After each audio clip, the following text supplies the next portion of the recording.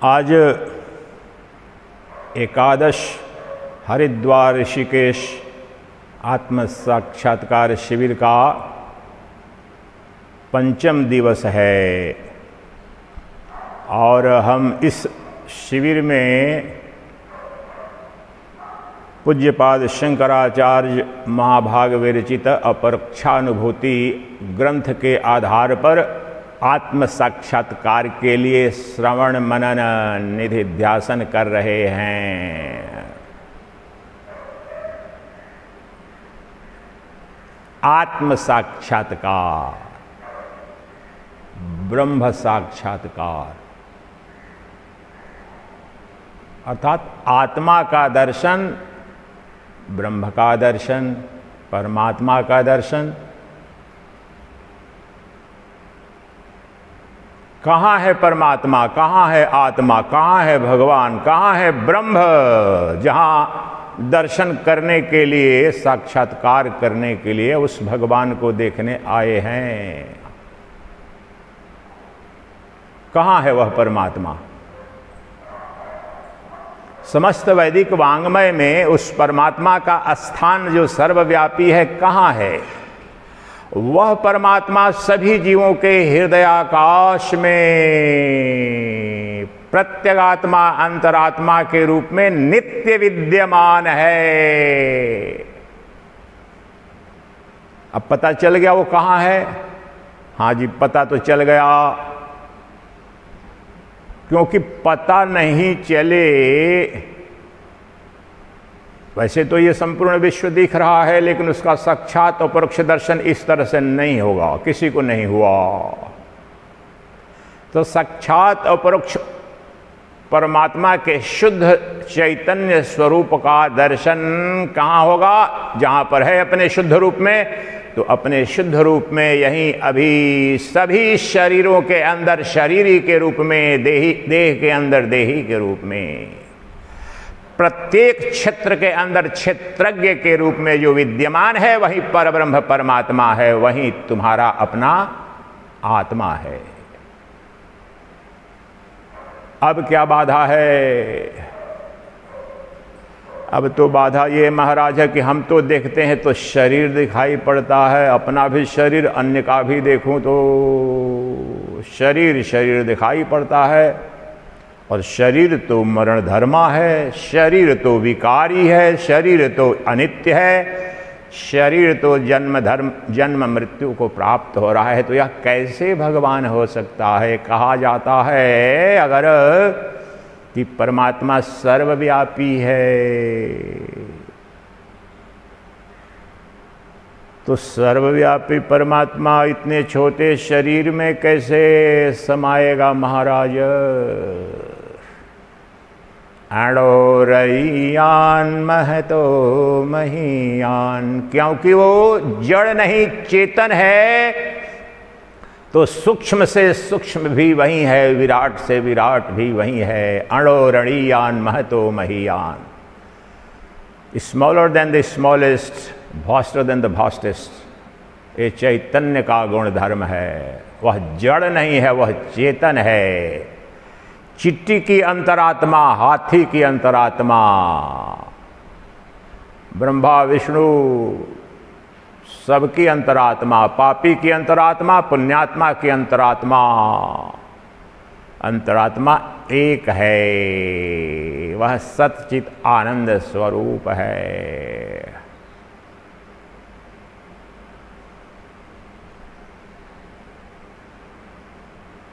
तो एक बात तो तय हो गया कि शरीर के अंदर ही उस आत्मा का, परमात्मा का दर्शन करना है।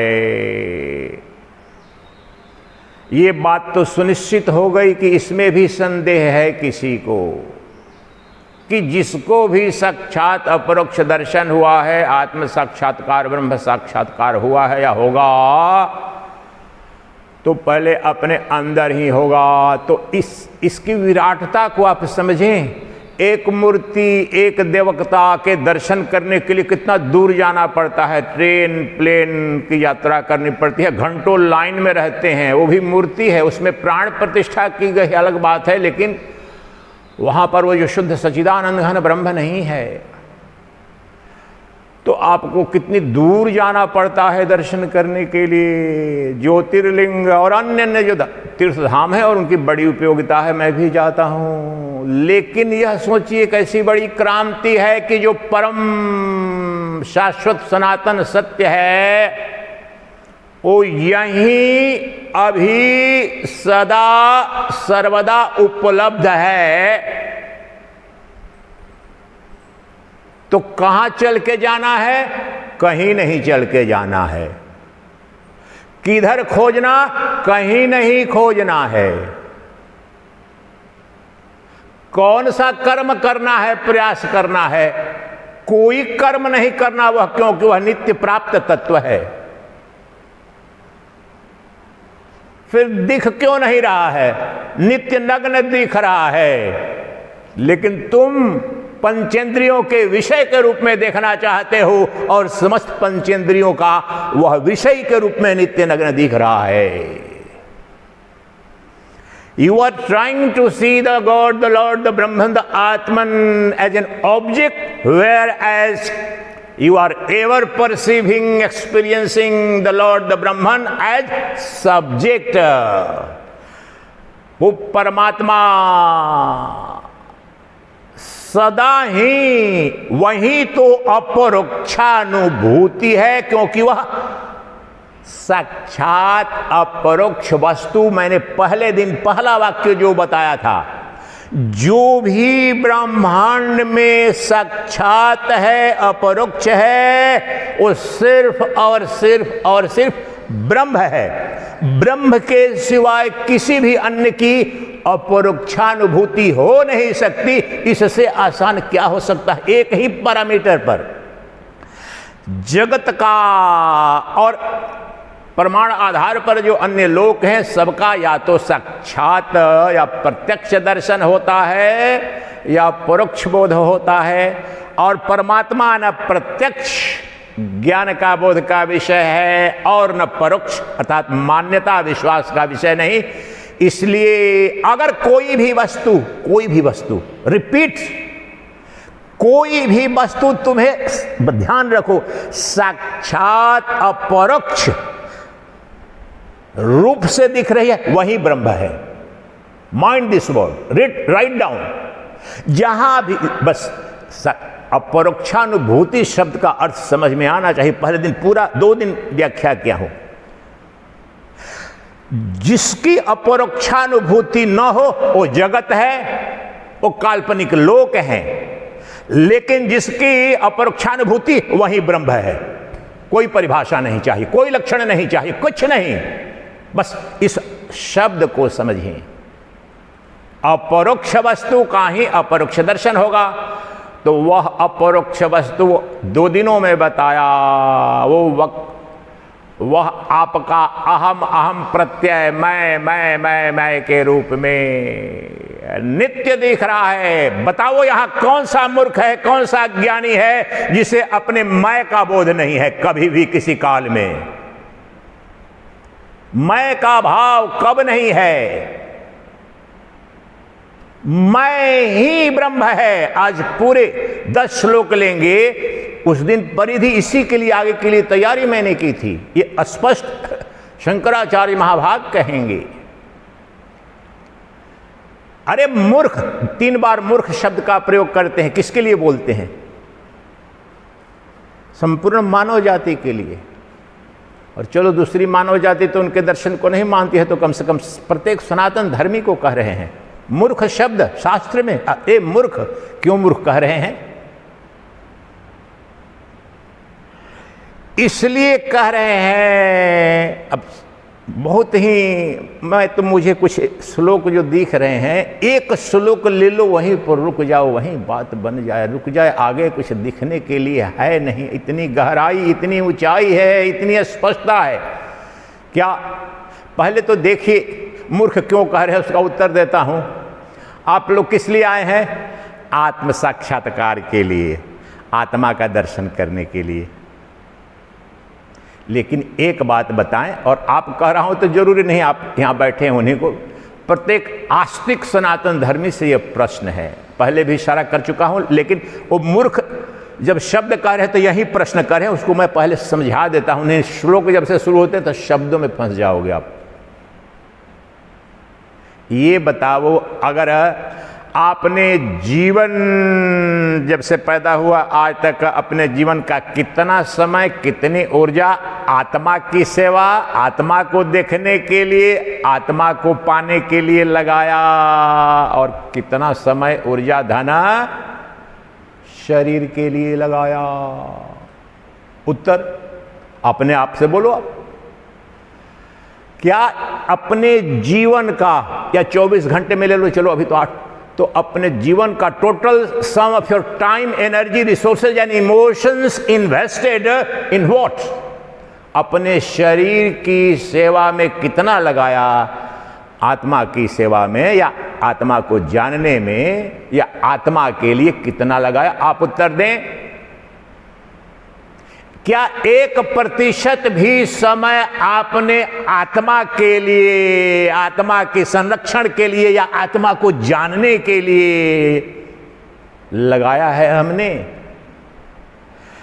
तो ये बताओ, जो वही है, जो देह है नहीं, जो देह था नहीं, जो सदा ही मुर्दा है, उसकी सेवा में लगे हो और तर्क से सिद्ध किया ये देह है ही नहीं, और वही सदा कौन?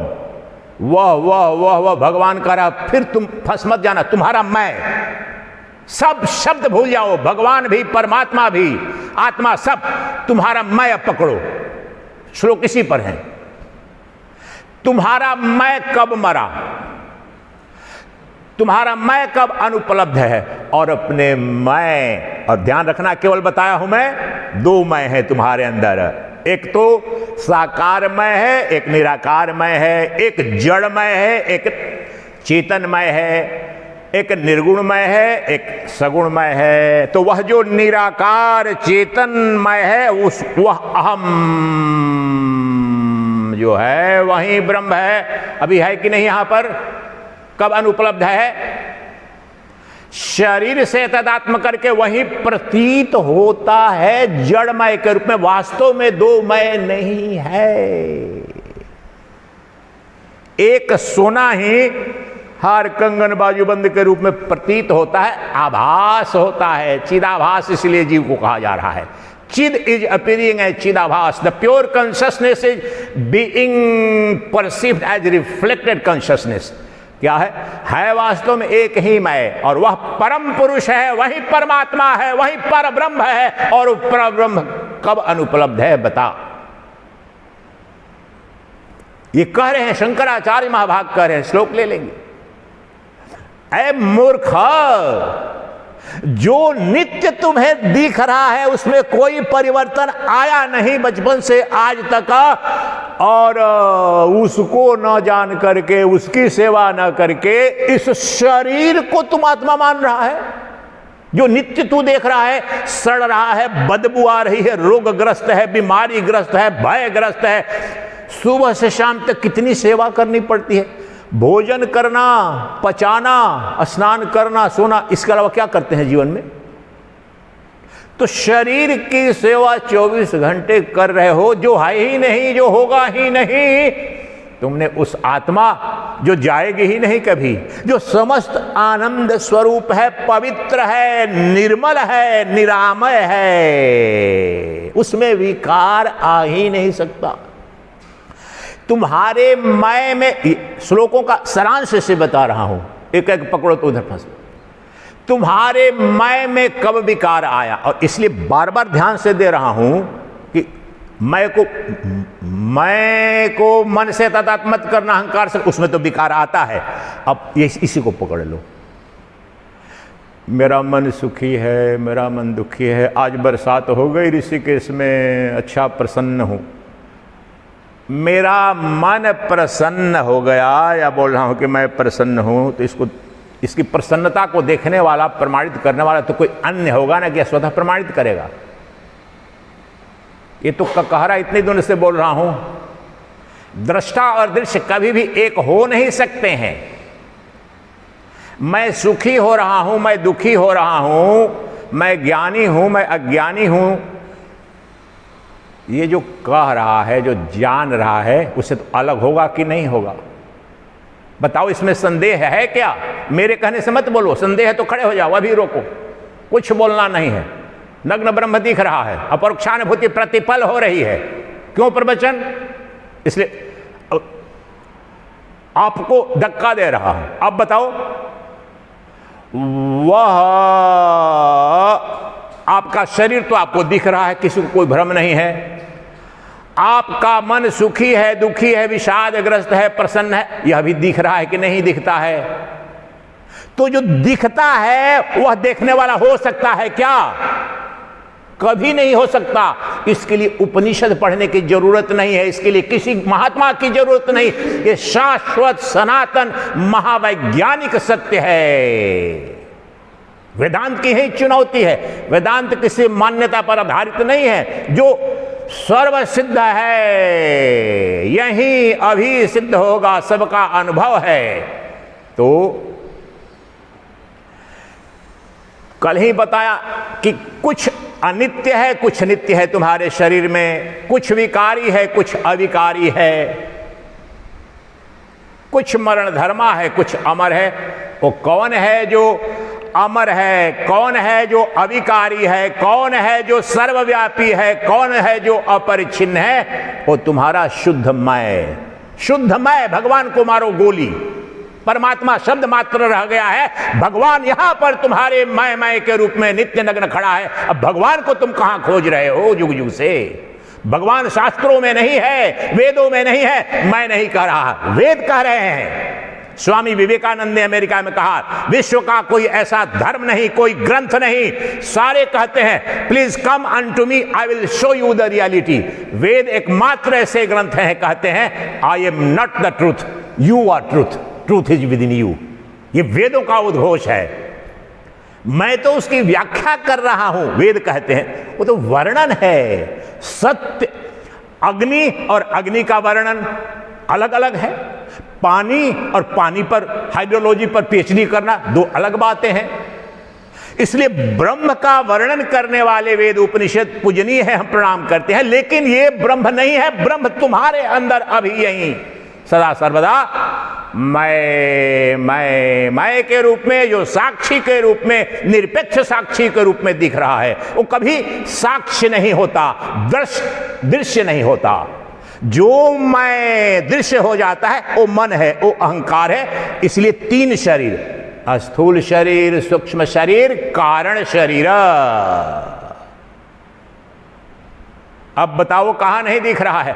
और ये जानते हुए भी कि स्मरण धर्मा विकारी अपवित्र शरीर में मैं एकमात्र हूं जो इसको देख रहा हूं। और मैं फिर बोल रहा हूं सुखी दुखी, सुखी दुखी, सुखी दुखी। भ्रम होता है ना, सुखी दुखी जो है उसको भी मैं देख रहा हूं, तो मैं वो कैसे हो सकता हूं बताओ? युग युग से हमने अपने को मन मान रखा है ना। शरीर तो पता चल जाता है, लेकिन मन का पता नहीं चलता है। तो जो मन सुखी दुखी हो रहा है उसको भी देखने वाला मेरे अंदर है कि मैं उधार कहीं से लेके आता हूं। वो तो मैं हूं। अपने को अपमानित महसूस करता हूं, सम्मानित महसूस करता हूं, खिन्न या प्रसन्न जो कहता हूं महसूस करता हूं, तो ये अहंग बोल रहा है, ये मन बोल रहा है। लेकिन कैसे करता हूं? जो कह रहा है कि मैं प्रसन्न महसूस कर रहा हूं या प्रसन्न महसूस कर रहा हूं, यहां किसी दूसरे से पूछने गया हूं मैं क्या? वही साक्षी है, वही जो मेरा शुद्धमय है, निराकारमय है, निर्गुणमय है, निरपेक्षमय है, नित्य उपलब्धमय है। और इसके विपरीत देखो, आपका मन नित्य उपलब्ध नहीं है। इसके लिए कहाँ जाना? साइकोलॉजी में पीएचडी करना आपको? किसी भी मजदूर से भी पूछो, गहन निद्रा में मन होता है क्या? नहीं होता है। लेकिन यहां पर भी आप प्रवचन सुन रहे हो, शिविर में हो, ऋषि के सरद्वार में, बीच बीच में कई घर पर चला जाएगा। लेकिन मन कभी होता है, मन कभी नहीं होता है। मन कभी सुखी कभी दुखी, कभी है कभी नहीं है। शरीर नित्य विकारी है, लेकिन जो एक वस्तु सदा ही है, दूसरे के अंदर नहीं, दूसरे के अंदर ब्रह्म दिखेगा नहीं आपको कभी भी। इस भ्रांति को भूलो। इसीलिए सब जगह दूसरे जगह ले आकर के ब्रह्म दिखाने का नाटक पूरे दुनिया के इतिहास में चल रहा है कि कभी वो भगवत्ता दिखेगी नहीं, बोध नहीं होगा तो दुकान मेरी चलेगी, सच्चिदानंद की दुकान पाखंड की चलेगी। धर्म के नाम पर जितना इतिहास में अधर्म हुआ है, मानवता का संहार हुआ है, सभी धर्म इसमें शामिल है। क्योंकि धर्म का धंधा चलाना है, धर्म का जो परम लक्ष्य है, परम तत्व को, सत्य को जानना, परमानंद को प्राप्त करना, उसके लिए तो कहीं आना न जाना, मगन रहना, निरीक्षण करना है, अन्वेषण करना है अपने अंदर। समस्त वेदों का तो ये उद्घोष है, चिंतन करो, अन्वेषण करो। तो चिंतन अन्वेषण कर रहे हैं तो एकमात्र जो वस्तु नित्य उपलब्ध है मेरे अंदर, वो मैं हूं और मेरा शुद्ध मैं, निराकार मैं, जो सुखी दुखी नहीं होता है। एक मेरा मैं सुखी दुखी होता है। ये कितने प्रवचन किया हूं, इस पर भी 2-3 दिन मैंने, 2 दिन तो पूरा बताया। तो ये जो सुखी दुखी होने वाला मन है, इसको भी मैं देखता हूँ। और बचपन से, बचपन में जो मेरा मन था, चुरा करके मम्मी से फ्रिज से पेड़ा खा लिया, चॉकलेट खा लेता बच्चा है, वहीं आज कोई प्रोफेसर हो गया, साइंटिस्ट हो गया, प्रधानमंत्री हो गया, राष्ट्रपति बन गया। वह मन में परिवर्तन आया, लेकिन दोनों के मन को जो देखने वाला साक्षी है, जानने वाला है, उसमें क्या परिवर्तन आया, क्या विकार आया।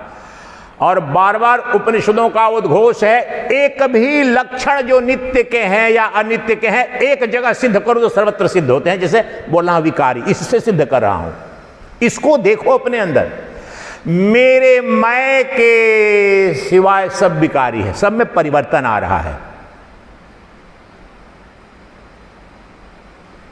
सत्य असत्य जो बोल रहा हूं, ये अनुभूत सत्य है या नहीं है, इसमें संदेह है क्या?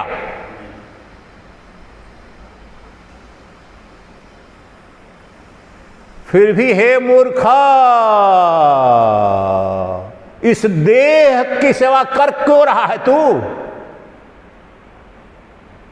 क्योंकि तूने देह को ही आत्मा अर्थात सत्य माना है, इसलिए वहां शून्य शब्द का प्रयोग करते हैं। इतना जब स्पष्ट है, तुम्हें अनुभूति हो रही है, शंकराचार्य महाभाग कर रहे हैं, तो फिर इतनी स्पष्टता, नग्नता के बावजूद उस आत्मा को शून्य को बोलता है। रे मूर्ख, मूर्ख, ओ मूर्ख, जो नित्य, अविकारी, पवित्र, पावन, असंग, अहैतुक, नग्न दिख रहा है तुम्हारा मैं, अहम प्रत्यय, मैं दिख रहा है। मन वाला मैं हमेशा नहीं दिखता, इसे भी पकड़ लो। जो मैं आता है, जाता है और विकार जिसमें होता है, लेकिन वह जो सुखी दुखी नहीं होता है, सबका प्रकाशक है, वह मैं कब अनुपलब्ध है बताओ? वही सच्चिदानंद घन ब्रह्म है, वही आत्मा है, वही परमात्मा है, वह नित्य दृष्टा के रूप में उपलब्ध है। और तुमने धर्म के धंधे के कारण दृश्य के रूप में खोज रहे हो भगवान को।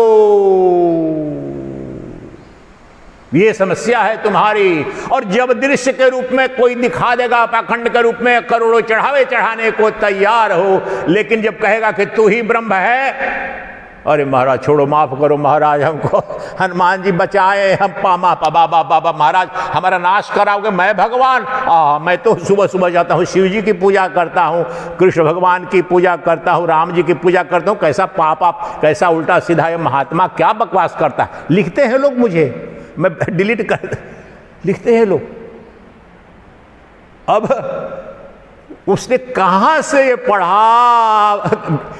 गीता में कृष्ण क्या कह रहे हैं, शिव पुराण से लेकर के या शिव सूत्र में क्या कह रहे हैं, राम क्या कह रहे हैं रामायण में कि कौन हूं, वो नहीं जानता हूं जी मैं, उसमें उसकी अभिरुचि नहीं। वेदों में क्या लिखा है वो हमको पता नहीं है जी, न पढ़ा है न लिखा है न कुछ जानकारी है न कोई प्रमाण है, लेकिन पाखंड की दुकान, असत्य की दुकान, मूर्खता की दुकान चल रही है।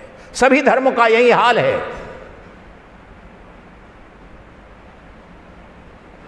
तो दूसरे की चिंता छोड़ो, आप क्या कर रहे हो? आपने कुछ दूसरा किया है क्या? आपने ये भ्रम मत पड़ो कि दूसरे लोग जो है सो ये करते हैं, ये आपकी कहानी है। आप ईमानदारी से बताओ, आज तक के जीवन में 100% जो समय ऊर्जा आपका है उसमें से कितना प्रतिशत आत्मा के लिए लगाया है? यहां पर बैठे हैं professor Uday Pratap Singh, farmer head of the department of genetic engineering. ये बचपन में इनके कान को फूका है वेदांत केसरी अखंडानंद जी ने। इनसे ये मैं प्रश्न पूछ रहा हूं 20-30 साल से, तो कम से कम रिटायरमेंट के बाद ये वेदांत में लगे हुए हैं और सब कर रहे हैं। फिर भी इनसे पूछवाओ और पूछो कि आप अपने बचपन से लेके आज तक का जो समय है, कितना समय आपने आत्मा के लिए दिया है और कितना शरीर के लिए दिया है? आप पूछो इनसे उत्तर, आप लोग पूछो इनसे।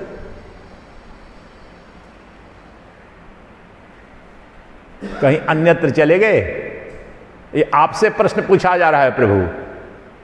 आपने अपने जीवन का कितना समय आत्मा की सेवा में, आत्मा को जानने में लगाया है और कितना समय शरीर की सेवा में लगाया है? आपके बारे में है? तो 95% जिसमें लगाया, तो वो 95% जिसमें लगाया, तो उसके पास जाओ ना। फिर आत्मा के लिए क्यों आए हो? बेचारे को क्यों बना रहे हो? वो बोल रही है आत्मा, तो मेरे घर क्यों आए हो? उसको कमाई करती है ना, 2 पत्नियां 3 पत्नियां हो जाती हैं, या बेटे 3-4 होता है तो बोलते हैं उसको, अपने बेटे को जो कमाई करके सारी दे देते हो उसके पास जाओ, खिलाएगी, वो सेवा करेगी हॉस्पिटल, मैं नहीं जाऊंगा। बोलते हो कि नहीं बोलते हो? इसलिए 95% अपना धन जिसको दिया है उसके पास जाओ ना, देह साक्षात्कार करो ना, देह से आनंद मांगो ना, देह से अमरत्व मांगो ना, तुम देह से मुक्ति मांगो। तुम प्रश्न उचित पूछ रहा हूं कि अनुचित पूछ रहा हूं? सृष्टि के सबसे मौलिक प्रश्न है ये है उपनिषद से इंस्पायर्ड, लेकिन इस रूप में नहीं कोई आपसे पूछेगा। सुन लिया पढ़ करके आदिशंकर के कुछ वाक्य रटेंगे, लेकिन घंटों घंटों दशकों से युगों की कहानी होगी। तो इस मूल रूप में प्रश्न पूछ रहा हूं, व्याख्या कर रहा हूं। आगे जो श्लोक आने वाले हैं 24 से लेकर के 32 की, उन्हीं का सारांश पहले बता रहा हूं। हम ये जानते हुए कि ये शरीर जा रहा है, विकारी है, नश्वर है, दुख का कारण है, फिर भी 90% निवेश मैंने, हम जानते हैं कि बांग्लादेश और पाकिस्तान हमारे दुश्मन हैं।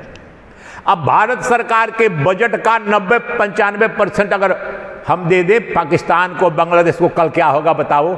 अरे महाराज ये क्या बात कर रहे हैं? अरे मूर्ख, वो तो सरकार को तय करना, उससे 1000 गुना बड़ी जो है सो त्रासदी तो तू घटा रहा है। तेरे नियंत्रण में था और अपने दुश्मन की सेवा में तूने अपने जीवन के, ये तो चलो, ये तो इन्होंने ठीक 20-25 साल से लगे हैं, लेकिन जो अधिकांश लोग बैठे हुए हैं, अच्छे लोग जो आस्तिक हैं, उनके बारे में उन्होंने 99% शरीर की सेवा में, बाकी तो 99.9% आस्तिकों की बात हो रही है, नास्तिक की तो बात छोड़ो। 99.9% टाइम, एनर्जी एंड रिसोर्सेज शरीर वाली प्रेसी के लिए लगा है। तो जाओ ना शरीर के पास। आत्मा बोल रही है 2 पत्नियां आपकी या 2 पति आपके, जो भी, तो उसको तूने ये दिया, 90.9% उसके बैंक अकाउंट में जमा किया, हमारे में 0.1% किया, तो मुझसे क्या मांगने आए हो? ये आत्मा पूछ रही है, आत्मा रूपी पत्नी, आत्मा रूपी पति पूछ रहा है। बृहदारण्यक में है, उसको कहते हैं परम प्रेमास्पद। वो पूछ रहा है प्रश्न आज से, कैसे मैं मिलूंगी? क्या अधिकार है तुम्हारा? प्रश्न पूछ रही है आत्मा। तुम पात्र हो क्या? तुमने कुछ नहीं किया है। तुम्हें बोलते हो बड़ा दुख है जीवन में महाराज, सारे बेटों में कलह है, पोतों में कलह है, पति सब कलह है। कलह दिख रहा, आज दिख रहा है। अब बचपन से तो बड़ा आनंद लग रहा था, शरीर की सेवा, शरीर की सेवा, शरीर की सेवा। कहीं भूले भटके सुन लिया आत्मा अमर होती है, आत्म साक्षात्कार होता है, तो दौड़ के चले आए ऋषिकेश हरिद्वार और चल करके कृपा बरसा करके स्वामी सच्चिदानंद पर चले गए। आशीर्वाद सच्चिदानंद को दे करके, देखो आए ना आपके शिविर में, हम कल्याण करके गए ना आपके, हम आए थे। अरे मूर्ख, कृपा तू अपने आप पर कर। तू ब्रह्म है, नित्य तत्व है, नित्य सत्व है, आनंद तेरा स्वभाव है, स्वरूप है, स्वधर्म है। भिखारी की तरफ भीख मांग रहा है। अपने मन का अध्ययन करो। सुबह से शाम तक कितना भयभीत रहते हैं, कहीं मेरे बेटे को ये ना हो जाए, पति को ये ना हो जाए, भाई को ये ना हो जाए, मेरे शरीर को ये ना हो जाए। ये हो जाएगा तो क्या होगा? The mind which understands body as the reality bound to remain perpetual beggar and perpetually terrified. स्वभाव है, इसको कोई मार सकता है, लेकिन मुझे मेरा जो मैं है स्पर्श ही नहीं कर सकते, न मान दे सकते, न अपमानित कर सकते। न मुझे तुम्हें भोजन चाहिए तुम्हारा, न तुम्हारा पानी चाहिए, इसको चाहिए। ये भिखारी है, मैंने तो जान लिया, इसीलिए तो जला दिया 48 पिंडदान 2016 में गंगा जी के तट पर ऋषिकेश में। परम पूज्य गुरुदेव की कृपा बरसी, परमहंस संन्यास मिला, 48 पिंडदान, जितने जुग जुग के सबको पिंड दे दिया। जाओ अंतिम बार जाओ, भाड़ में जाओ, आज के बाद हमारा आपसे कुछ लेना देना नहीं, शुद्ध चैतन्यमय हो गया।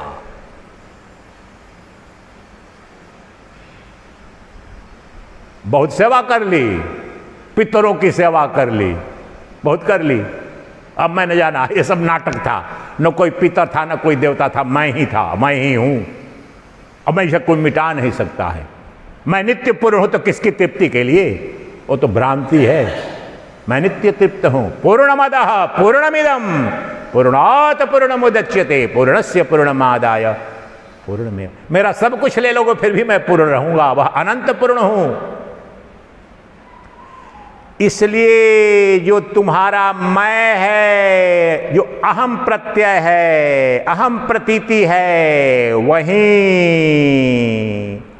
परम पुरुष है, परमात्मा है, परमेश्वर है। अरे मूर्ख, उससे रमण करने जो बोल रहे हैं कि कहा और कुछ नहीं कह रहे हैं। तुम बन गए हो प्रधानमंत्री, और मानो कहीं पर चपरासी थे, ऐसे बन जाते हैं कई ब्राजील लोग रहते, कोई मजदूर क्लास से भी लेफ्टिस्ट बन गया रास्ता। तो तुम मजदूर करते थे, मजदूरी करते थे, लेकिन अब प्रधानमंत्री बन गए तो प्रधानमंत्री के ऑफिस में बैठोगे ना। प्रधानमंत्री जी बन गए हो, विधिवत राष्ट्रपति बन गए हो। नहीं नहीं नहीं नहीं, मेरे को तो वही रहने दो, मेरे को घास काटने दो।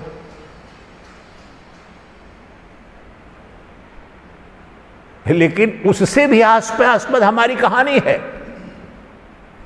उसको तो कुछ ना कुछ करना जरूरी है। प्रधानमंत्री कार्यालय बैठे या घास काटे, हम तो वह हैं जिसे न करने को कुछ, न धरने को कुछ, न खोने को कुछ, न पाने को कुछ, क्योंकि नित्य तृप्त है, नित्य पूर्ण है, आप्त काम है, तृप्त काम है। वह भी भाग रहा है पिशाचवत। और जाने दो, ट्रेन छूट रही है, प्लेन छूट रही है, घर वाले कह रहे हैं भागो भागो जल्दी आओ, दुकान बंद होने वाली है, घर में ये हो गया, घर में वो हो गया।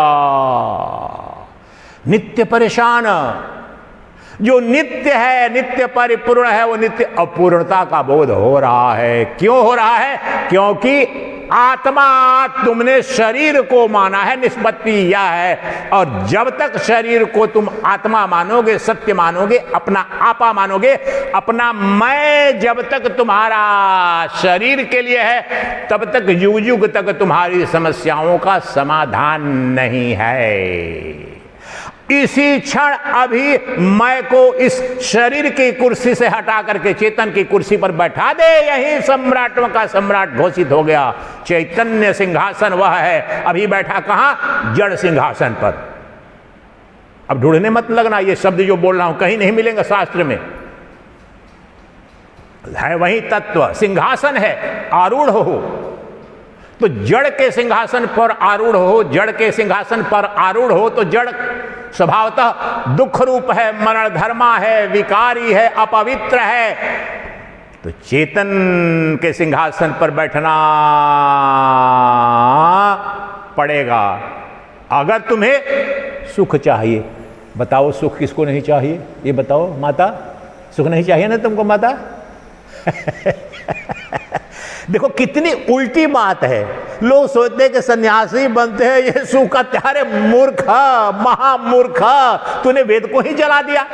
ब्रह्मांड का कोई प्राणी, उपनिषदों का, तुम आनंदो ब्रह्म विजानीयात, आनंद से समस्त सृष्टि समस्त प्राणी उत्पन्न होते हैं आनंद में, और आनंद के लिए जीते हैं, आनंद में विलीन हो जाते हैं। ये ब्रह्मांड का सबसे वैज्ञानिक शाश्वत सनातन सत्य है जो उपनिषद के ऋषियों ने दिया। इसका अपवाद एक को भी ला करके दिखा दो।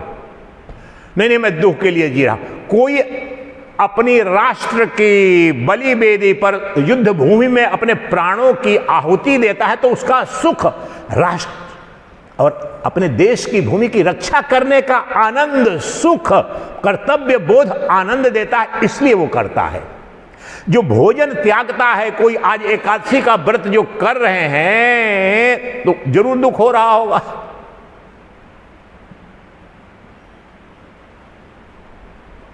लेकिन किस लिए कर रहे हैं? किसी सुख के लिए। शरीर के जैसा भी सुख हो, किसी न किसी सुख के लिए कर रहे हैं। इसलिए कोई प्रत्येक दुख भी जिसे कहते हैं तप या साधना करते हो, सुख के लिए करते हो। दुख के लिए दुख कभी कोई सृष्टि में उठा नहीं सकता, इसको लिख लो। दुख के लिए क्षण भर सृष्टि का कोई जीव जी नहीं सकता। सुख के लिए दुख उठा सकते हैं और सब उठाते हैं। हमारा लक्ष्य है सुख, आनंद, और वह परम लक्ष्य उपलब्ध है यहीं और अभी तुम्हारी आत्मा के रूप में, अनंत अस्तित्व के रूप में, जिसका न जन्म, जिसकी मृत्यु, जिसमें न विकार, न अपवित्रता, न बीमारी। ये सारे जो श्लोकों में शब्द होंगे एक ही साथ बता रहा हूं। निरामय है तुम्हारा अपना मैं, और रोगग्रस्त शरीर अपने को मान लिया है। हे मूर्ख, ऐसा क्यों कर रहा है बेटा? हे मूर्ख, तेरी अनुभूति से सत्य है कि तुम्हारे अंदर जो तुम्हारा मैं है। बता, बचपन में डरा, जवानी में फेल होऊंगा, पास होऊंगा, नौकरी मिलेगी नहीं मिलेगी, सब कुछ करते करते लेकिन मन सुखी दुखी हुआ, सब कुछ हुआ, लेकिन तू जो देखने वाला, तेरा देख सब कुछ के बावजूद उस समय जो था आज भी है कि नहीं है? वह देख रहा है, एकटक देख रहा है, गरीबी को देख रहा है, ऐश्वर्य को देख रहा है, तुम्हारी मूर्खता को, तुम्हारी विद्वता को, दोनों का प्रकाशक है कि नहीं? वह मैं सिद्ध करने का यहीं पर कि कुछ तुम्हारे अंदर जो नित्य है वो तुम्हारा अपना मैं है, केवल वही मैं ही ब्रह्म है। तुम्हारे मैं के सिवाय ब्रह्मांड में कुछ भी नित्य नहीं है। सिर्फ एक ही बात राइडर ध्यान रखना कि जो अहंकार रूपमय है, जो जड़मय है, जो देह तादात्म्य वाला मैं, वह नहीं, उसको भी जो देखने वाला मैं है, जो मेरा नित्यमय है। अनित्यमय नहीं, नित्यमय, एक ही शब्द। अनित्यमय और नित्यमय है, एक ही पकड़ लो, बाकी भूल जाओ। नित्यमय जो है वो ब्रह्म है। अपरोक्षानुभूति करने आए हैं ना, 3 वाक्य में सब संपन्न कर देता हूं। अपरोक्षानुभूति करने आए हो, तुम्हारे अंदर जो मैं अहम प्रत्यय, the sense of I am, एक सबके अंदर हो रहा है। आस्तिक हो, नास्तिक हो, पशु हो, पक्षी, अहम का बोध है कि नहीं? अहम प्रत्यय, मैं हूं, मैं, अहम प्रतीति, अहम प्रत्यय, यही ब्रह्म है, यही परमात्मा है, पहला उद्घोष। दूसरी बात, इसमें भ्रांति को अभी ही मिटा देता हूं। ऐसे करेगा कोई महात्मा नहीं, ऐसे शास्त्र भी कम, लेकिन ध्यान बेटे यह रखना। कोई बोलता है ना, बेटे वहां पर जाओगे नदी आएगी, नदी खतरनाक है, वहां देखना बेटे यहाँ पर पिछले 2 महीने में ऋषिकेश में 200-300 लोग डूब के मर गए हैं घाट पर। तो बोलते हैं सावधान कर, वहां मत जाना, ऐसे मत जाना। तो गुरु यह कह रहा है, वेद कह रहा है, बेटा अहंग जो तुम्हारा है, जो नित्य तुम्हारा अहंग है वो ब्रह्म है, ध्यान रखना। वही अहंग जो नित्य है, जो अनित्यमय के रूप में तुम्हें कंफ्यूज करेगा, तुम्हें भरमाएगा। एक भूत खड़ा रहेगा, एक प्रेत खड़ा रहेगा। बहुत सारे आप देखते हैं, सुनते हैं कहानियां ना, लेडीज बहुत सारे भिखारी का वेश बना करके, या यंग गर्ल कोई बहुत सारी हैं, और मेरे को लिफ्ट दे दो, लिफ्ट दे दो। गाड़ियां रुकवा देती हैं नेशनल हाईवे पर, सुंदर लड़की है ये करके, और अंदर में लिफ्ट ले लिया तो कई तरह से ब्लैकमेल कर, या तो स्टेन गन लेके उसको उस पर ये करेगी, या बोले कि मैं रेप का केस करूंगी तुम पर, मैं इतने पैसे निकाल। सावधानी हजारों तरह की। तो ये जो मैं, जो जड़मय है, अनित्यमय है, जिसका देखने वाला ही मैं हूं, देखने वाले तुम हो, तो ध्यान इतनी बरतना, सावधानी बेटे, ये शास्त्र करे। बाकी जो तुम्हारा मैं है वो नग्न, साक्षात अपरोक्ष साक्षात ब्रह्म है। अब बता, बस एक सावधानी बरतना, कुछ नहीं जानना है कि जो अनित्य हो जाता है वो मैं नहीं। अनित्य कौन सा हो जाता है? अहंकार वाला मैं, जड़ मैं, जो कर्ता भोक्ता भाव में है। मैंने कितने प्रवचन 2-3 महीने में किए हैं, उस बार भी 12 विधि से ये बताया। तो जो साक्षी मैं, साक्षी मात्र है, सुखी दुखी नहीं होता, वह तुम्हारा मैं, जो सबका प्रकाशक है। कल ही बताया, सूर्य प्रकाश, चंद्र प्रकाश, भौतिक प्रकाश नहीं है, वो प्रकाश का भी प्रकाशक और अंधेरे का भी जो प्रकाशक है वो नित्यमय है। और वह नित्यमय, अब उसका अनुसंधान करोगे उसके स्वरूप पर, यही तो कराते हैं शास्त्रों में, पता चलेगा वो तो देश काल वस्तु अपरिच्छिन्न है, वह तो नित्य है, वो तो सर्वव्यापी है, स्वतः आनंदमय है। आप जो सुबह में पंचपदी साधना करते हो, आनंद कहाँ से आता है? और सिर्फ आपके नित्यमय का स्वरूप है, कहीं से नहीं आता है। उसकी एक कणिता उधार लेकर के ये राजे महाराजे, उपनिषद, तैतरीय उपनिषद ने, कैलकुलस ऑफ ब्लिस वेदांतिक, तुम्हारी आत्मानंद, तुम्हारे आत्मानंद के आनंद का जो खजाना है, संसार के सारे ऐश्वर्य मिलकर के एक तिनके के बराबर नहीं है उसके। उस साम्राज्य में प्रतिदिन हम जा रहे हैं सुबह में पंचपदी साधना के द्वारा, या अपरोक्षानुभूति में जो होता है। इसलिए हम गला काटने के लिए नहीं आए हैं आत्म साक्षात्कार में। हम दुकानदार नहीं, दुनिया का सबसे बड़ा दुकानदार बनने आए हैं। हम एमएलए एमपी नहीं बनने आए हैं, प्रधानमंत्री भी नहीं, सदा सदा के लिए सबका प्रधानमंत्री अर्थात सबका शासक। वह शासक ही ईश है, वही ईश यहां पर मैं, वह ईश्वर ही, वह परमेश्वर ही, तुम्हारा मैं ही ईशण, यही शासक है। तुम अंतःकरण में जा करके देखोगे, तुम उसका साम्राज्य, जो इसमें बहुत सारे लोग नहीं आए होंगे, पिछला जो 2 सत्र हुए थे मांडुक्य उपनिषद पर, it's governing every single thing, वो तुम्हारा अपना शुद्ध चैतन्यमय है, वही परमेश्वर है, वही ईश्वर है, वही मुक्त है, उस पर सब निर्भर है, वह किसी पर निर्भर है, वो तेरा अपना आपा है, तू किसे भीख मांग रहा है?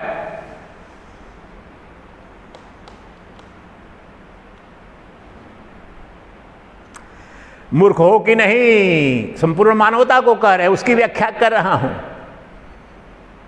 99% अपनी दूसरी वाली पत्नी के नाम बैंक अकाउंट जमा कराए। ओ दीदी जी, ओ बाबू जी, सुनो, देखो ये हमारे जो, देखो ये पति देव आए हैं, इन्होंने दूसरी शादी की थी तो हमने भी अनुमति दे दी थी, लेकिन जो दूसरी वाली अनुमति दे दी थी, पहली वाली पत्नी बोल रही है, वो वही है जड़ और चेतन, वो जो शरीर और आत्मा भाव है। यहाँ पर देखो रूपक के अनुसार बता रहा हूं, तो बोल रही है, आत्मा बोल रही है, ये देखो आ जाओ गांव के सब, आओ पंचायत करो, मेरा तो न्याय करो। क्या हो गया, क्या हो गया? बोलो, देखो इन्होंने जीवन भर का 99% इनकी जो कमाई है उसके बैंक अकाउंट में फिक्स डिपॉजिट कर लिया है। अब खाने को नहीं है, बीमार पड़े हैं तो बोलते हैं कि तू, मेरे को तो इन्होंने कुछ दिया ही नहीं है, मैं कहां से खिलाऊंगी। ये किसकी कहानी है? तुम्हारी कहानी है, जीव की कहानी है। तुमने शरीर रूपी जो मुर्दा है, दुख स्वरूप है, विकारी है, रुग्ण है, अपवित्र है, उस प्रेसी, उस प्रियतम पर अपने जीवन का सब कुछ न्यौछावर किया, सब कुछ लुटाया और बोलते हो बड़ा दुख हो रहा है, सुख कुछ मिला नहीं महाराज, बच्चों में कलह है, पति पत्नी में कलह है, फलाना कलह है। ये सन्यासी होने का एक लाभ होता है, आप लोगों को जो पता नहीं होगा, जो मुझे पता है, सब आदमी आपके अपनी सीक्रेट बात बताते हैं। और बता दूं तो आपको इतना मुझे मैंने बंद कर दिया, इसलिए आने नहीं देता हूं किसी को। आप संभालो, मैं तो अपना संसार या आपकी कहानी सुन सुनकर दुखी क्यों मैं होने जाऊं। मुझे एक सुखी आदमी नहीं मिला, संसारी करोड़पतियों की बात बोल रहा हूं, ऐसा नहीं खाने पीने मरने वाला। वो कौन आएगा वेदांत? इतनी मेरे को देख के डिस्टर्ब, अभी दिल्ली में भी मैं था तो रात में मेरे को नींद है बेचारा, मैं प्रार्थना भी किया उसके लिए, ऊपर में डांटू अलग बात, प्रार्थना भी किया, परमात्मा इसको बचाना, बड़ा भक्त है।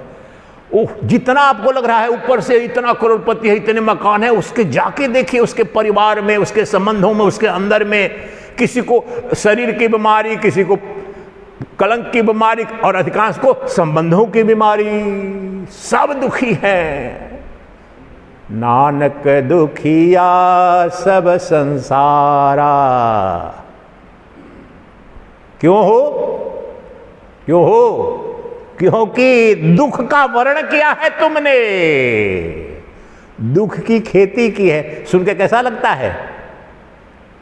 चिल्ला चिल्ला के बोल रहा हूं दुनिया के किसी भी विद्वान के साथ, तूने खेती की है दुख की। दुख ऐसे नहीं आया है, ऐसे तो स्वभाव से तुम्हें सुख मिला हुआ है, सुख का भंडार, लेकिन पूरी शक्ति लगा दी तुमने दुख पैदा करने के लिए। कैसा आश्चर्य है! इसीलिए मूर्ख व्याख्या कर रहा हूं इनके दो सूत्रों की। ए मूर्ख, मैं कहीं कहीं पर बीच में मजाक में भी बोल दूंगा, अरे मूर्खानंद, उधर से लिखते हैं, किसको मूर्खानंद बोल रहे हो? तुम महामूर्ख हो, अपने और देखो।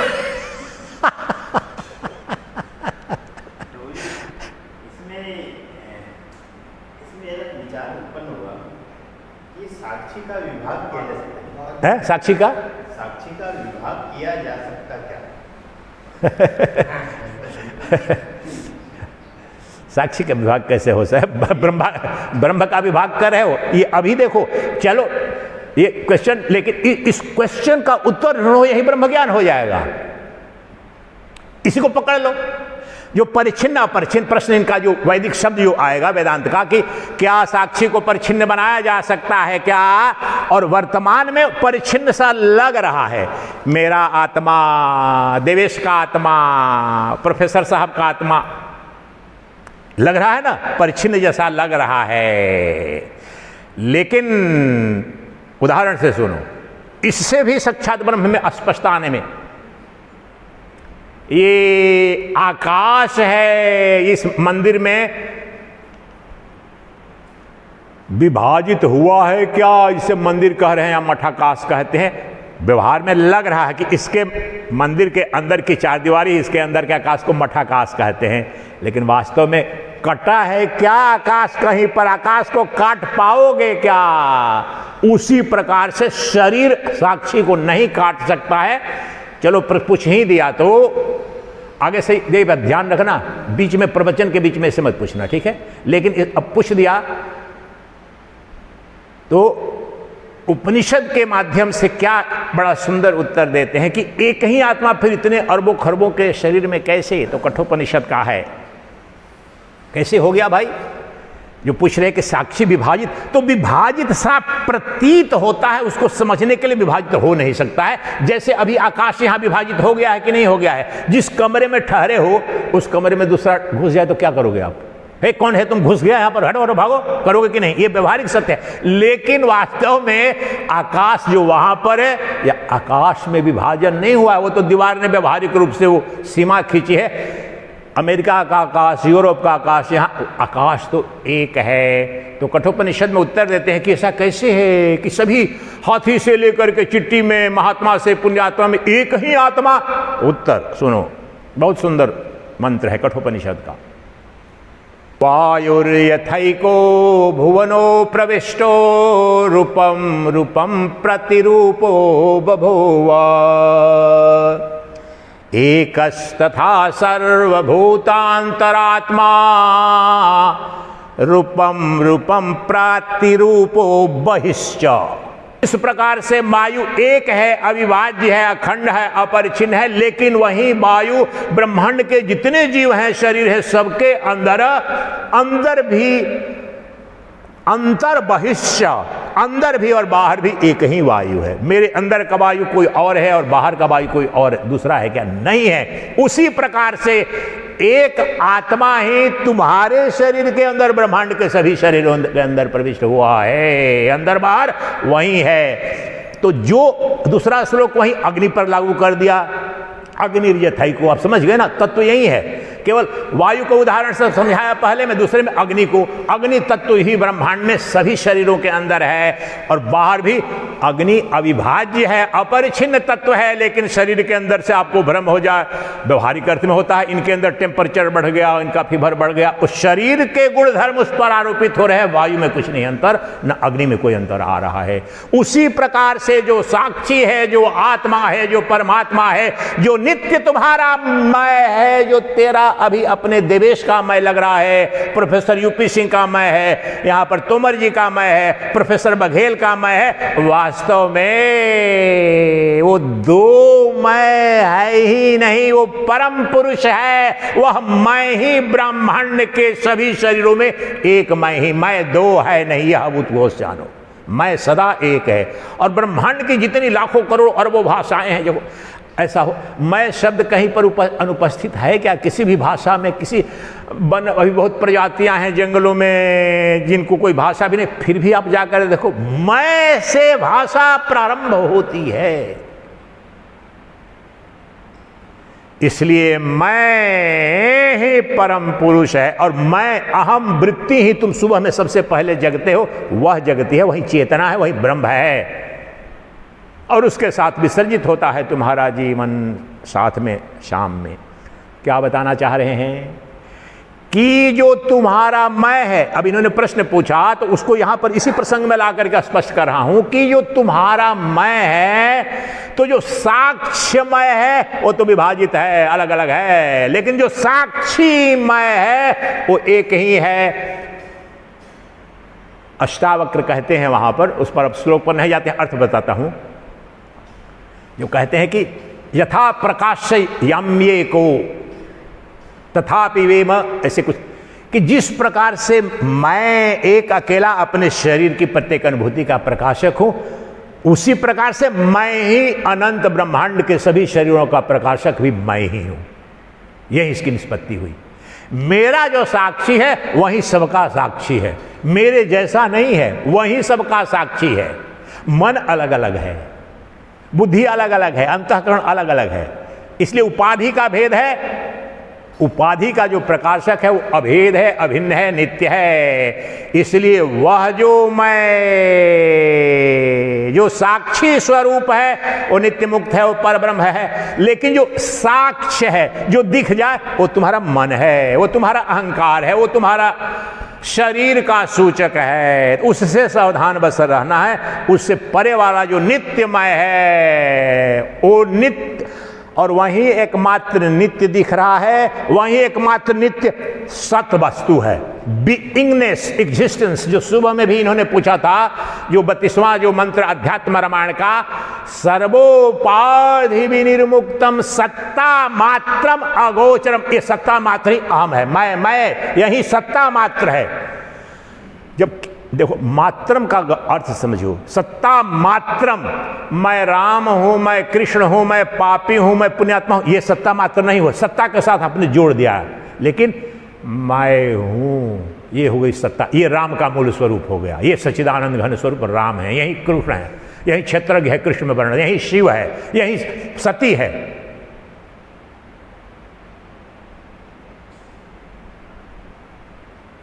वह जो राम कृष्ण साकार रूप में पूछते हो, बड़ी उपयोगिता है अंतःकरण के लिए। लेकिन वहां पर जा करके यो वेद ही कह रहे हैं एक ही है, और वही तुम्हारा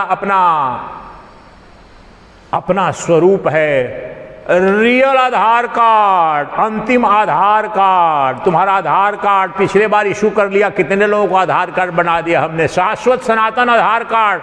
और फिर वो आधार कार्ड दूसरे को नहीं, तुम्हारा ही, वो आधार कार्ड एक ही है, एक ही आधार कार्ड है, उपनिषद से मिलता है, वेदांत से मिलता है, शाश्वत है, सनातन है, परम पुरुष है। उस आधार कार्ड का धारक का क्या नाम है? अहम, संस्कृत में, हिंदी में मैं, इंग्लिश में आई आई आई आई आई। मालिक है, यही परम पुरुष है, यही कहेंगे। श्लोक ले लेते हैं अब। आज मैंने बताया था ना कि मैं हिंदी वालों का कुछ खास ये नहीं करता हूँ, तो इंग्लिश वाला भी ले आया हूँ कि मैं दिखाऊंगा कि क्या अंतर होता है बिना व्याख्या के भी कितनी गहराई में। और अखंडानंद जी का भी लाया हूँ, एक दो जगह कुछ सुनाऊंगा आपको। आप चले आए, कल तक 24 सूत्र हमने ले लिए हैं, 24 श्लोक। आत्मानात्म विचार चल रहा था तो हमने 23 श्लोक तक ले लिए थे। अंत में जाते जाते इसको मैंने रेफर किया था, लेकिन फिर अब लेते हैं इस पर। अब ये क्या करने जा रहे हैं, फिर रिकैप करता हूं। हम आए हैं आत्म साक्षात्कार के लिए। तो आत्म साक्षात्कार का क्या तात्पर्य है? तो आत्मा कैसा है, कहाँ है, तो इसके लिए अनात्मा को भी जानना आवश्यक है। तो अनात्म विचार और आत्म विचार, तो आत्मा अनात्म विचार से हमने जाना जो नित्य है, जो निराकार है, जो निर्गुण है, जो निर्विशेष है, वो अंत में आकर के अपना आपा है, मैं है। और ये शरीर और ये संसार, तीनों शरीर, ये सबके सब ये भिन्न रूप में, पर के रूप में, जड़ के रूप में, विकारी के रूप में, अनित्य के रूप में, साकार के रूप में दिख रहे हैं। ये सब के सब क्या है? मैंने 12 लक्षण से जो किया वो सब अनित्य है। तो हमने नित्य अनित्य विवेक किया, जाना। अच्छा, ये आप बात बताओ, आप लोग ये करके जो मैं प्रवचन करता हूं, तो इसके बाद ये YouTube पर भी उपलब्ध है, 2 तो अभी तक रिलीज कर चुका हूं।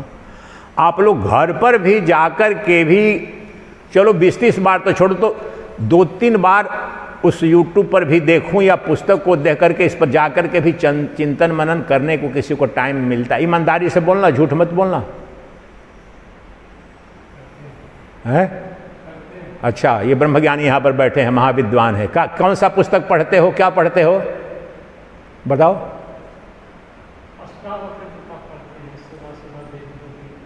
अच्छा, मेरा यही प्रश्न था क्या? मैंने पूछा कि जो आपके यहाँ प्रवचन मैंने भगवद गीता पर किया था, 13वें अध्याय पर 8 दिन किया था, उसके बाद मैं चला आया, तो उन प्रवचनों को कभी सुना आपने भोले भट के? उन प्रवचनों को सुना? झूठ बोल रहा है। वो सोचता है वो तो सुन लिया, गुरुजी को सामने सुन लिया, अब क्या सुनना है? दूसरा कुछ सुनेंगे। कह ये रहा हूं, बहुत कुछ नहीं जानना है, ये बात समझिए। एक ही बात जाननी है, वो जानने में बहुत समय लगता है। जो बार बार प्रोफेसर साहब जो बात करें उसको गहराई में लीजिए। बहुत बार उपनिषद के ऋषि मूर्ख नहीं है।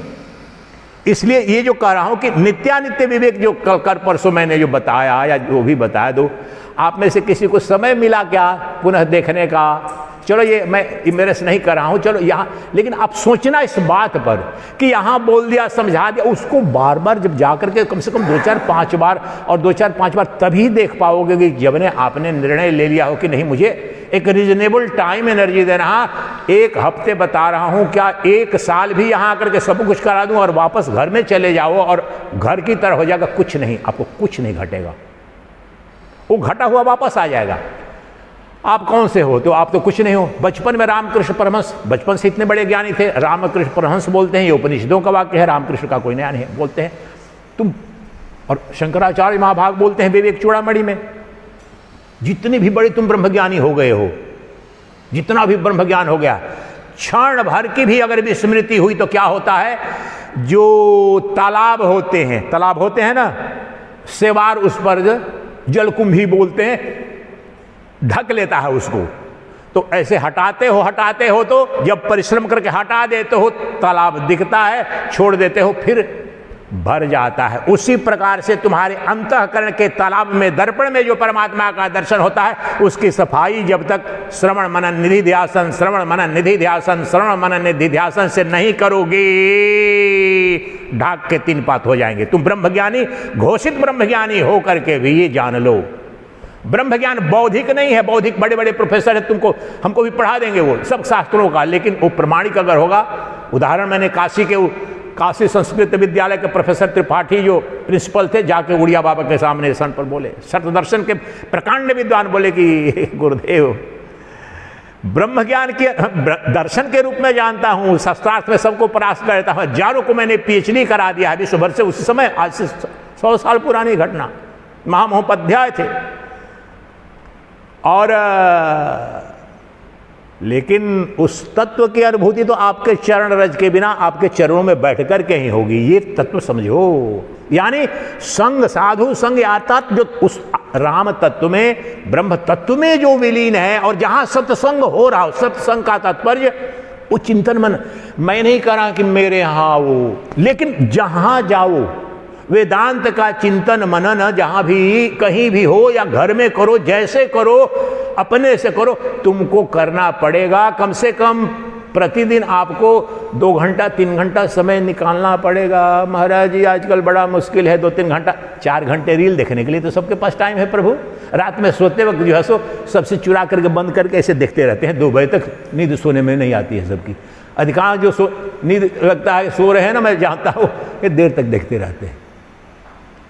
तो प्रभु 2 घंटे 3 घंटे जब कम से कम नहीं करोगे तो समझ में नहीं आएगा। तो आज जो अब क्या करना है, नित्यानित्य वस्तु विवेक क्या है, तो फिर अब हमें अनित्य से क्या लेना देना, हमने जान लिया, डायग्नोसिस कर दिया जी। यहां पर सर्जरी करके गंदगी को, लिम्फोमा था, निकाल दिया, सर्जरी कैंसरस लिम्फ नोड से उनको निकाल दिया। अब जो बच गया शरीर है, इसकी हीलिंग कैसे करनी है, इसको स्वस्थ कैसे करना है। आर्टरी ब्लॉकेज था, 3 ब्लॉकेज था, वो तो खुल गया, या बाईपास सर्जरी की। तो अब बाईपास सर्जरी के लिए क्या करना पड़ेगा कि मैं जीवित रह सकूं, तो ज्ञान निधि ध्यासन कैसे करूंगा, क्या ध्यान करूंगा, क्या मानूंगा, ये करा रहे हैं 8-10 श्लोक में। और उस पर उसकी आत्मा बता चुका हूं, अब सरलता में समझाऊंगा। घड़ी में कितना टाइम हो रहा है?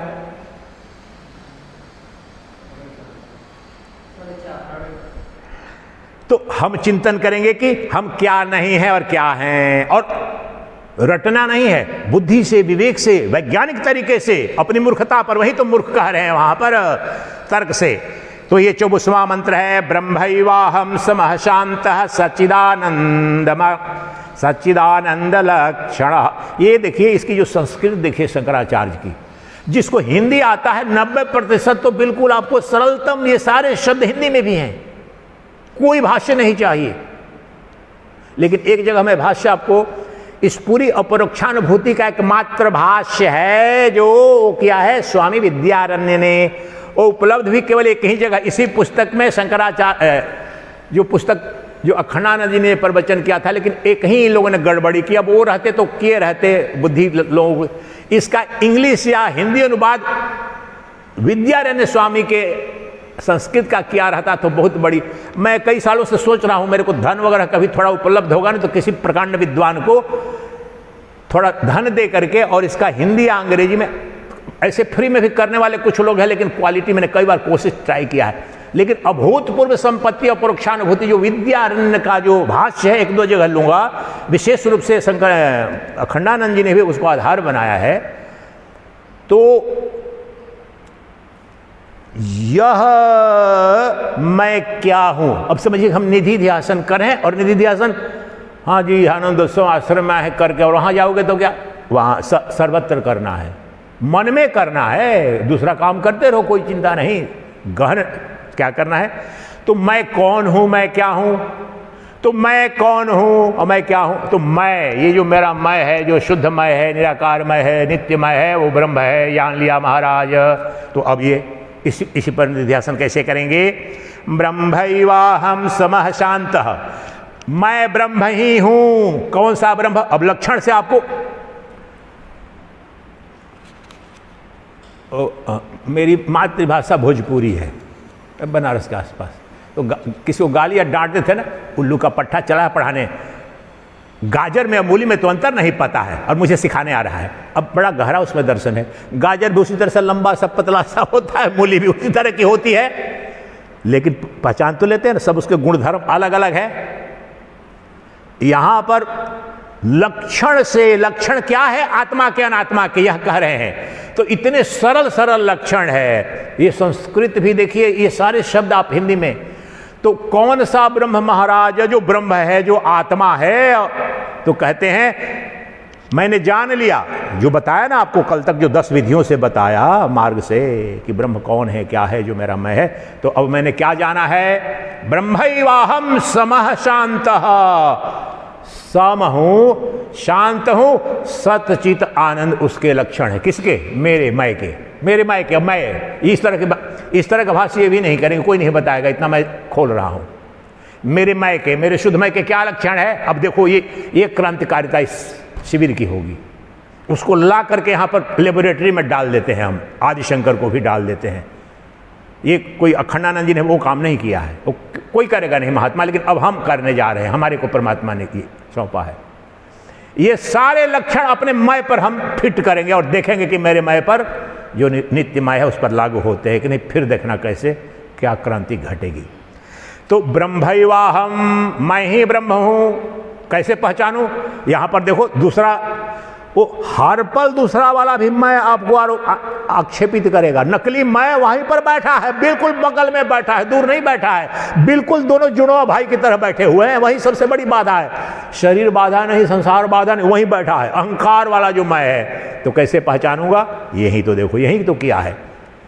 ब्रह्मैवाहम, मैं ही ब्रह्म हूं। कौन सा ब्रह्म? जो सम है। सम मीन्स सुखी दुखी जो होता है वो विषम हो गया, तो सम रहता है, उसमें परिवर्तन नहीं आता है। जो अविकारी है, जिसे कहते हैं भगवान कृष्ण समत्वम योग उच्यते, जो सम भाव में है। मन सम हो सकता है क्या? कभी कृष्ण का भी, राम का भी, किसी का मन सम नहीं हो सकता। विषमता उसका स्वभाव है, समता किसका स्वभाव है? साक्षी का। मिला जवाब तुम्हारे साक्षी का। समझ गए? साक्षी स्वरूप जो मेरा मैं है, वही ब्रह्म है, वही ब्रह्म हूं मैं। तो समता उसका पहचानो, उस पर लेबोरेटरी में ले जाओ, मेडिकल कॉलेज के लेबोरेटरी में देखो, टेस्ट करो कौन सा वायरस है, इसकी टेस्टिंग कर रहे हैं, अभी कर रहे हैं। उसमें समता होगी, ऊपर नीचे से कुछ नहीं होगा। और शांतम, शांतम का क्या मतलब है? Absence of noise, no deeper meaning. Vedanta के सर्वत्र यह शब्द आता है शांत मीन्स जिसको अशांत किसी भी प्रकार से कोई भी घटना या कोई तत्व कभी कर नहीं सके, वह शांति। That which can never be ruffled, disturbed. वो कौन है? मेरा साक्षी है। मन तो डिस्टर्ब हो जाएगा, अभी खबर मिलेगी, भूख नहीं लगेगा। ये अभी सुबह से सच्चिदानंद, जिस समय डेट डाला था उस समय सोच के देखा था, पता चल गया था कि 25 को एकादशी है। अब 25 को एकादशी, आज मुझे फिर कल पता चला। अब उसके लिए कितने टंट घंट मेरे को गैस बन जाती है अगर भोजन न करूं तो एकादशी वो जाकर के लेके आया। और फिर भी मैंने निर्णय किया इस भयंकर गैस न बन जाए, प्रवचन मुझे करना है, नहीं तो दूध ले लेता था मैं ये करके। वो बोला फिर कि दूध ले जाओ, देखा ना मैंने ये किया। तो दिमाग में एकादशी जहां जाएगी अपनी जगह जाएगी, जब तक चलेगा तले शाम में अपने बना करके कुछ, और चावल के अलावा कुछ खाऊंगा तो सुबह में गैस बन जाएगी। तो मैंने for the sake of this, ये देखो ये निर्णय, तो परेशानी मन को देखो, ये नहीं का दूसरे किसको बोलूँगा, कोई भोजन दूसरा नहीं, कोई नहीं, तो चावल उबालूंगा। वो चावल कल खरीद के लिया, चावल को उबालूंगा, वो सेफ है, गैस नहीं बनेगी, तब शिविर चलेगा। अशांत हुआ नहीं, शरीर है तो अशांत हुआ। आपको लग रहा होगा पर शरीर है, मन है, अशांत होगा, कुछ भी अच्छा बुरा करेगा तो शरीर कभी भी सम नहीं होगा। और शांति शरीर की, मन की कोई संभव नहीं है। लेकिन इन दोनों को देखने जानने वाला कौन है? जो भी बता रहा, देखो यहाँ गाँव शाम में तो मैं जाता नहीं हूँ, अपने ही बनाता हूँ, तो वहाँ वाला जो शाम में बनता है वो दूध का बनता है, वो भयंकर मुझे गैस करता है, तो इसलिए वैसे भी मैं शाम में उधर नहीं जाता हूँ, इधर ही अपना बना लेता हूँ। तो ये व्यवहारिक तो दिख रहा है, ये शरीर के मेरे धर्म है, शरीर में विषमता आ रही है, लेकिन इस विषमता को देखने वाला है वो सम स्वरूप मेरा मैं है। और लक्षण बताओ महाराज, सच्चिदानंद लक्षण, शांत का परिचय हुआ कि नहीं, जिसे किसी भी परिस्थिति में अशांत नहीं किया जा सकता है, न सूक्ष्म रूप से किसी भी तरह से। जैसे तरंग महासागर को अशांत कर सकती है क्या? बुलबुला अशांत कर सकता है क्या? सो अंगूठी, हार, कंगन सोने को अशांत कर सकते हैं क्या? नहीं। सोना इनको अशांत कर सकता है, सोना बोले कि मैं अपने वापस लिया, ये अशांत हो गए। इसलिए साक्षी को कोई अशांत नहीं कर सकता है। साक्षी अगर चाहे तो कर देगा बेटा, क्षण भर में उसके रहने से, ब्रह्मांड नहीं रहने से सर्वनाश। इसलिए वो जो तुम्हारा तो और लक्षण बताओ, तो सत्य है, चित्त है, आनंद है, वो मेरा मैं। सत्य की क्या परिभाषा है? जो शाश्वत है, सनातन है, अविकारी, वो सत्य है। इसे तुम्हारा मैं, तुम्हारे मैं स्वरूप ब्रह्म का और ब्रह्म स्वरूप मैं का निरूपण हो रहा है। अद्भुत घटना घट रही है। मुझे पूरा विश्वास है कि युग युग में और सारे लोकों में ये संदेश अवश्य गया होगा कि इतनी भीषण गर्मी जो कुछ भी हो रही है, कलिकाल में भी शुद्ध ब्रह्म चिंतन हो रहा है। हे इंद्र जाओ, नहीं तो तेरा सिंहासन खतरे में पड़ेगा। इन महात्माओं के संवाद अभिवादन में इस पवित्र एकादशी को कम से कम थोड़ी ब्रह्म वहां पर वर्षा करो, शीतलता करो। ये युग युग के ऋषि हैं जो आए हैं, यहां तो बंद हो गया है सब ब्रह्म चिंतन। तो ब्रह्म चिंतन थोड़ा भी अकेला भी कोई करता है, डोलने लगते हैं इनके सिंहासन। तो ये तुम्हारे मैं को, और मैं इंद्र का, ब्रह्मा का, विष्णु का भी मैं आत्मा मैं हूं, मेरा मैं है, मेरा अधिकार है उन पर, मेरे पर अधिकार उनका नहीं है। यही बृहदारण्यक में वर्णन है। तुम मेरे पर शासन करोगे, वो जान लो। बृहदारण्यक में ऋषि बताते हैं कि जब कोई इस परमहंस विद्या के आधार पर अहम ब्रह्मास्मि का उद्घोष करता है, तो ये जो देवता है ना, ये पालतू पशु पाल रखे, इनको पालतू पशु बोलते हैं ऋषि। जैसे पॉलिटिशियन वोटर बना रखा है झूठ बोल बोल के, मवाली गुंडे हैं ना, गुंडों को पालते हैं। तो ये देवता लोग जो पूजा अर्चना करते हैं ना, इनको सर्वेंट चाहिए, हविष चढ़ाएगा, पूजा कर देगा, वही उनको सूक्ष्म भोग लगता है। अब जो भोग लगाता था, दक्षिणा देता था, ये सिपाही जो दक्षिणा देगा वो तो भाग गया दूसरे जगह। लोग सच्चिदानंद रोने लगा। वो ब्रह्मा विष्णु महेश, और ये तो अंतिम जो पिंडदान इसीलिए किया जाता है, उसमें बाधा डालते हैं। वो पंडित ने उस समय बताया। तो अंतिम तो जब क्या करते हैं, जब उस दिन संन्यास लेता है परमहंस का, या कहने का तात्पर्य जिसको बोध होने लगता है, तो खलबली में मचती है कि एक पशु मेरा गया, आज तक पूजने आता था। इनको पूजा वही सूक्ष्म लेते हैं ना ये देवता लोग। वो तो अब अपने को ब्रह्म घोषित कर रहा है, तो बाधा वहां से छोड़ते हैं, अपनी सेना छोड़ते हैं। तत्काल उनको पता चलता है, करंट लगता है, मैं तेरी आत्मा हूं बेटा, तू मेरे गुलाम है। वो जो महात्मा जो ब्रह्मत्व का उद्घोष कर रहा है, वही तुम्हारी आत्मा भी है। बता, तू आत्मा पर शासन करेगा? बैठ, चार चाटा लगा, डिजेबल्ड हो गया, अपंग हो जाते हैं देवता भी वहां पर। समझा आपने? ब्रह्म वो उद्घोष नाटकीय करेगा तो नहीं होगा। प्रमाणिक जो ब्रह्मत्व बोला कि तेरी भी आत्मा है, तत्काल कांप करके सरेंडर हो जाते हैं। वह क्षमा प्रार्थी, क्षमा प्रार्थी। उसका शासक मैं हूं इंद्र का, मैं ही हूं ब्रह्म, सबका शासक मैं हूं, ईश हूं मैं। तो इसलिए यह मैं के रूप में ब्रह्म का यहां पर वैज्ञानिक विधि से निरीक्षण, पुनरीक्षण और निधि ध्यासन चल रहा है, निरीक्षण चल रहा है। तो अब देखो अपने मैं के रूप में शाश्वत है कि नहीं, इस जीवन में ले लो। 24 घंटे का जो सत्य है, ये उद्घोष है, इस पर कभी वो सदा जीवन भर तो कम से कम बिल्कुल उस पर एक क्षण नहीं दिखाई पड़ा। और आपका मन 24 घंटा छोड़ो, 24 मिनट कोई भी बड़ा जोगी भी नहीं रख पाएगा। तो ये जो तुम्हारा साक्षी मैं है, जो तुम्हारा नित्य मैं है, वो सदा बचपन से लेकर आज तक एकमात्र जो वस्तु अखंड रूप से है, उपलब्ध है और चिद रूप है। अगर वह चैतन्य रूप नहीं होता तो नानी को प्रमाण देना पड़ता, ताऊ को प्रमाण देना पड़ता, लेकिन किसी से प्रमाण की जरूरत नहीं। वो सीसीटीवी कैमरा मैं ही हूं, वो चेतना है, वो साक्षी है।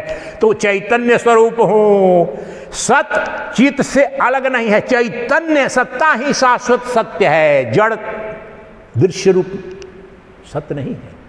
और आनंद उसका स्वभाव है, स्वधर्म है। अग्नि का स्वभाव ताप, सूर्य का स्वभाव प्रकाश।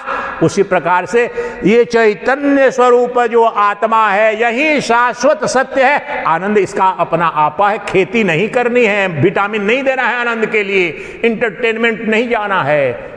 समस्त आनंद, सारे इंटरटेनमेंट ब्रह्मांड के, ध्यान से सुनो, निष्पत्ति बिलियन ट्रिलियन डॉलर जो इंडस्ट्री चलती है, सारे ब्रह्मांड में, इतिहास में जो इंटरटेनमेंट इंडस्ट्री चलती है,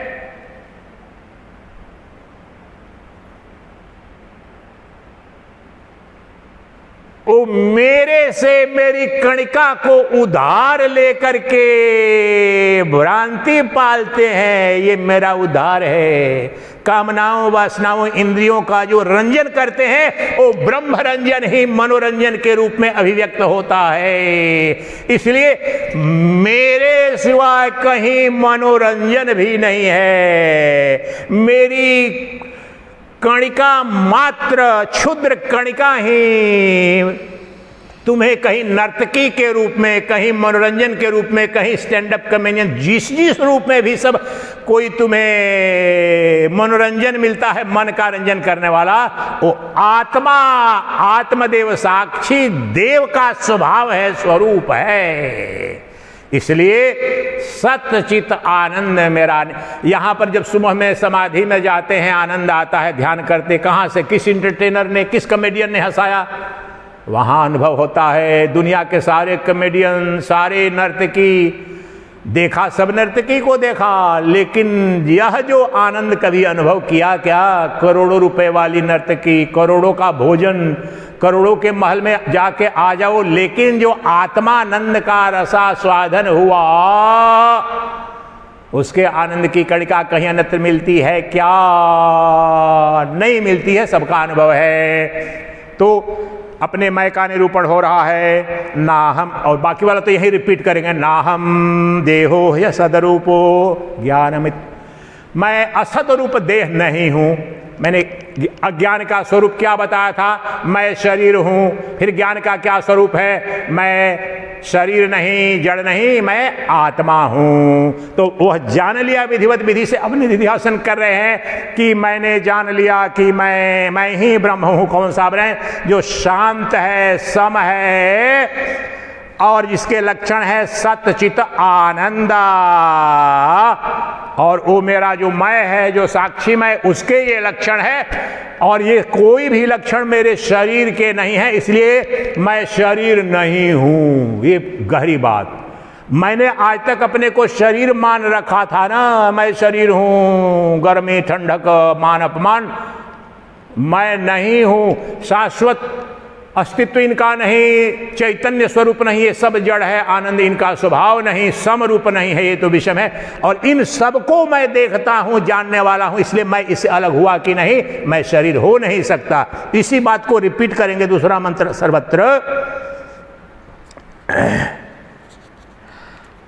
अब देखो अगले मंत्र में कहते हैं निर्विकारो निराकारो। इसके और गुण धर्म आपको बोला ना 10, 20, 50। मेरे मैं का क्या, मेरे शुद्ध मैं का क्या गुण धर्म है, जिससे पहचान लो। आपको 10 विधि, 50 विधि तो अभी 3 बताए, अब देखो और सारे बताएंगे। और उस कोई भी तुम्हारे शरीर में नहीं पाया जाएगा। शरीर में पाया जाएगा तो मुझे रोक दो, उपनिषद को फाड़ दो। मेरी कहने का तात्पर्य समझ लो, इतनी गारंटी के साथ बोल रहा हूं। कभी भी तुम्हारे शरीर का, तुम्हारे मन का वह गुण नहीं हो सकता है। इतनी वैज्ञानिकता है उपनिषदों में, इसलिए चिल्ला करके वेद बोल रहा है। ये समझो, कहने का तात्पर्य समझो। सुदृढ़ता है उपनिषद का, इसलिए बोलता है फाड़ देना मुझे। जब बोलता हूं मेरा गला काट देना, इसका तात्पर्य होता है उद्घोष कर रहा है कि प्राणों से भी प्यारा जो उद्घोष है वो जान रहा हूं, मैं देख रहा हूं, नग्न देख रहा हूं, तब बोल रहा हूं। तो कह रहे हैं निर्विकारो एक ही बात देखना है, ये तुम्हारे मैं पर, अर्थात ब्रह्म स्वरूप जो आत्मा है। अनात्मा, आत्मा विचार किया तो तुम्हारी आत्मा ही, आत्म चैतन्य ही ब्रह्म है। ये जान गए हैं, जान गए, किताब से तो जान गए हैं, तो उस पर कसो, उसको कसौटी पर कसो। तो क्या है? निर्विकारो। आपका शरीर का कौन सा अंग निर्विकार है? विकार मतलब परिवर्तनशील। आपका शरीर का अंग अंग कोशिका विकारी है, परिवर्तनशील है कि नहीं है? लेकिन उन सबको देखने वाला है वो विकारी है कि निर्विकार है? वो एकमात्र निर्विकार है। वो कौन है? ताऊ, चाची, ताई, मैं, कोई नहीं। मैं ब्रह्म को भी भूलो, ब्रह्म नाम मात्र है। भगवान शंकराचार्य महाभाग बोलते हैं ब्रह्म शब्द ब्रह्म नहीं है। और मैं इसके बहुत पहले से बाद मुझे पता चला, मेरे भैया जिस तरह से जल शब्द जल नहीं है, अग्नि शब्द अग्नि नहीं है, आम शब्द आम नहीं, इसलिए ब्रह्म शब्द ब्रह्म नहीं है। ब्रह्म तुम्हारे अंदर यहीं अभी सदा सर्वदा नित्यमय जो वस्तु कह रहा हूं, ध्यान दो, नित्यमय अहम प्रतीति, अहम प्रत्यय, अहम वस्तु ब्रह्म है। इतनी नग्नता में आप समझ रहे हो क्या कह रहा हूं? वेदों में समस्त वर्णित, उपनिषदों में वर्णित वो सब शब्द मात्र हैं, सेकेंडरी एक्सप्लेनेशन है।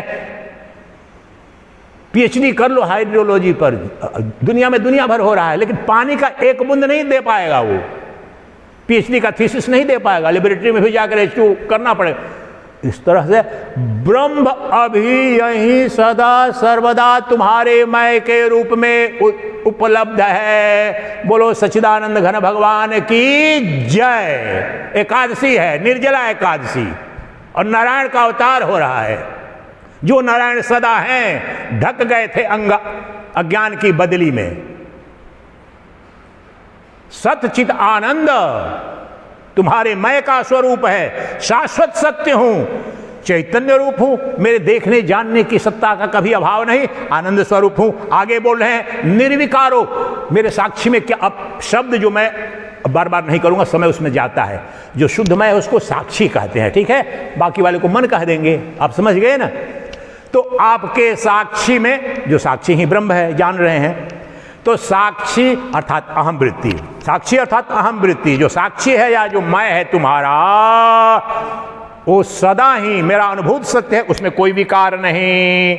मन में विकार है, शरीर में विकार है, मेरे शरीर का आकार, मन का आकार, लेकिन मेरे साक्षी निराकार है। बोला ना, निर्विकारो निराकारो निर्वद्यो ही अव्ययः। निर्वद्यो बड़ा सुंदर, इस पर एक शब्द पर मैं चला गया घंटों। निर्वद्यो समस्त दोष मुक्त है और अव्यय है, अर्थात अविनाशी है, मरण धर्मा नहीं है। इस पर बहुत, मैं वहां पर जितनी गहराई में जाता हूं यहां उतना बोल नहीं पाता हूं आकर के। अब निर्वद्य शब्द को लो, दोष युक्त। अब तुम्हारा मन, तुम्हारा शरीर कुछ भी निर्वद्य है क्या? गर्मी लगेगी तो गर्मी महसूस होती है, कोई मान देगा तो मान महसूस होगा, अपमानित करेगा, गाली देगा तो सब प्रभावित हो रहा है। लेकिन साक्षी जड़ सुख, चेतन सुख, सूक्ष्म सुख, किसी भी चीज से प्रभावित तुम्हारा साक्षी होता है क्या? तुम्हारा साक्षी मैं कभी भी उसको दोष निर्वद्य का, जो समस्त दोषों से मुक्त है, जो निर्लेप है, असंग है, निसंग है, वो मेरा साक्षी है। वो मन हो नहीं सकता, शरीर हो नहीं सकता, इसलिए कि सच्चिदानंद कह रहे हैं, इसलिए उपनिषद कह रहे हैं कि अब तुम्हें अनुभव हो रहा है, नहीं हो रहा है। तुम्हारे साक्षी को कौन स्पर्श कर पाएगा, कौन दुखी कर पाएगा? जो सुखी दुखी होता है वो मन है, वो अहंकार है, वो शरीर है। इसलिए मैं, इसके विपरीत वाला सारा धर्म शरीर पर लागू हो जाते हैं। इसलिए मैं कैसे शरीर हो सकता हूं? मैं तो आत्मा हूं, ये सिद्ध करना है, ये अनुभव करना है। मैं जो साक्षी हूं, मैं निर्विकार हूं। अनुभव अपना, अपने अनुभव पर नहीं समझ में आए वो रोक दो। ये खड़े हो गए थे दूसरी बात के लिए, लेकिन जो मैं बोल रहा हूं कि मुझे रोक दो, अभी रुक जाऊंगा। जो बात कह रहा हूं अगर समझ में नहीं रही आ रही है कि नहीं, ये निराकार नहीं साकार है, तो रोक दो, अभी बीच में रोक दो। यही तो समझना है, चुनौती आपको दे रहा हूं, रोक दो, अभी बीच में रोक दो। मेरे वाक्य को भी रोक सकते हो। जो कह रहा हूं तुम्हारा सत्य है कि नहीं, तो निराकार हूं मैं, निर्विकार हूं, मुझ में कोई विकार नहीं है, साक्षी मैं मेरा जो है, और निर्लेप हूं, असंग हूं, इसलिए मैं निर्वद्य हूं, मुझे स्पर्श ही नहीं कोई कर सकता।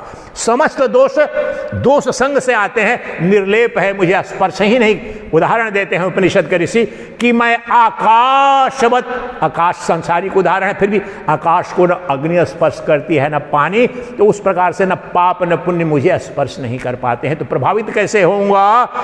और अव्यय हूं, अव्यय मैं अविनाशी हूं, अविकारी हूं। वो कौन? मैं, मेरा साक्षी। इसलिए मैं शरीर नहीं हो सकता। क्यों नहीं हो सकता? शरीर विकारी है, शरीर साकार है, शरीर दोष युक्त है, संग युक्त है, और शरीर उत्पन्न हुआ और मरेगा। इसमें से इतने लक्षणों की जरूरत नहीं, एक भी लक्षण, ये देखो उपनिषद कितनी विराटता, आपको इतने दिन लगने नहीं चाहिए। इसमें से एक भी लक्षण तुम्हारे शरीर पर, और एक से ही काम बन जाए कि अव्यय मतलब अविनाशी हो। अब इतना तो समझ में आ रहा है कि मेरा शरीर तो अविनाशी नहीं है, किसी का शरीर अविनाशी नहीं है, तो ये तो आत्मा नहीं हो सकता है। तो फिर अविनाशी कहाँ है? तो उस शरीर में जो नित्य निर्विकार निराकार जो साक्षी है, अविकारी है, वो है। इसलिए ये शरीर नहीं है, आत्मा स्पष्ट रूप से मैं जान रहा हूं, मैं देख रहा हूं। अगला सूत्र, निरामयो निराभासो निर्विकल्पो माततः नाहं देहो यसदरूपो ज्ञानमित्युच्यते बुद्धै। निरामय अर्थात कभी भी मैं रुग्ण होता ही नहीं, I am always free from the disease, any kind of disease और ब्लेमिश, किसी भी विकार से। निरामय, सर्वे संतु निरामयः। आपका शरीर निरामय किसी का है? ब्रह्मा विष्णु महेश का भी रुग्ण से रोग होते हैं, हुए ना, लेकिन साक्षी है, उसको कोई बीमारी नहीं। निराभासो, मैं कभी भी, निराभास गहरे शब्द में जाऊंगे बहुत जगह उल्टा सीधा, मैं कभी भी आभास का विषय नहीं बनता। मीन्स मैं मन बुद्धि का विषय के रूप में नहीं दिखता हूं, क्योंकि मैं पीछे मुनके हूं, मैं आगे नहीं हूं। मैं मन बुद्धि का प्रकाशक हूं, न कि मन बुद्धि मेरे। ये निराभास का तात्पर्य होता है, विषय के रूप में आभासित नहीं होता। निर्विकल्प हूं अर्थात द्वंद्व है, मेरे इतर भी कुछ है, ये नहीं है। लेकिन शरीर में और मन में देखो, मेरा शरीर तुम्हारा शरीर, और अपने मन में देखो, अभी सुखी हूं, अभी दुखी हूं, अभी ये खाने का मन कर रहा है, मम्मी मम्मी बहुत मिठाई खा लिया, नमकीन बनाओ मम्मी, पकौड़ी बनाओ। अनुभव है कि नहीं आपका? बहुत मिठाई। अब एक ही मन सुबह से शाम तक, चलो चलो बंद करो स्वामी जी, ये बहुत प्रवचन सुन लिया मैंने, बहुत वेदांत, कुछ दूसरा सुनाओ। वो मन ही कह रहा है। ये निर्विकल्प है, वो कभी नहीं कहेगा साक्षी, क्योंकि उसमें द्वैत है ही नहीं, एक बस साक्षी मात्र है, उसका दूसरा है ही नहीं, एक है, अद्वितीय है। और वो मैं हूं, मेरे सिवाय कौन है? मेरे सिवाय तुमको अन्य जो दिख रहा है वो तो शरीर है ना, उस मेरे साक्षी जब कह रहा हूं, साक्षी मैं ही हूं, एक ही साक्षी है, इसलिए मैं शरीर हो नहीं सकता। मैं निराभास हूं, निर्विकल्प हूं। निर्विकल्प का मतलब वही संकल्प विकल्प विचारों से मुक्त हूं। आततः,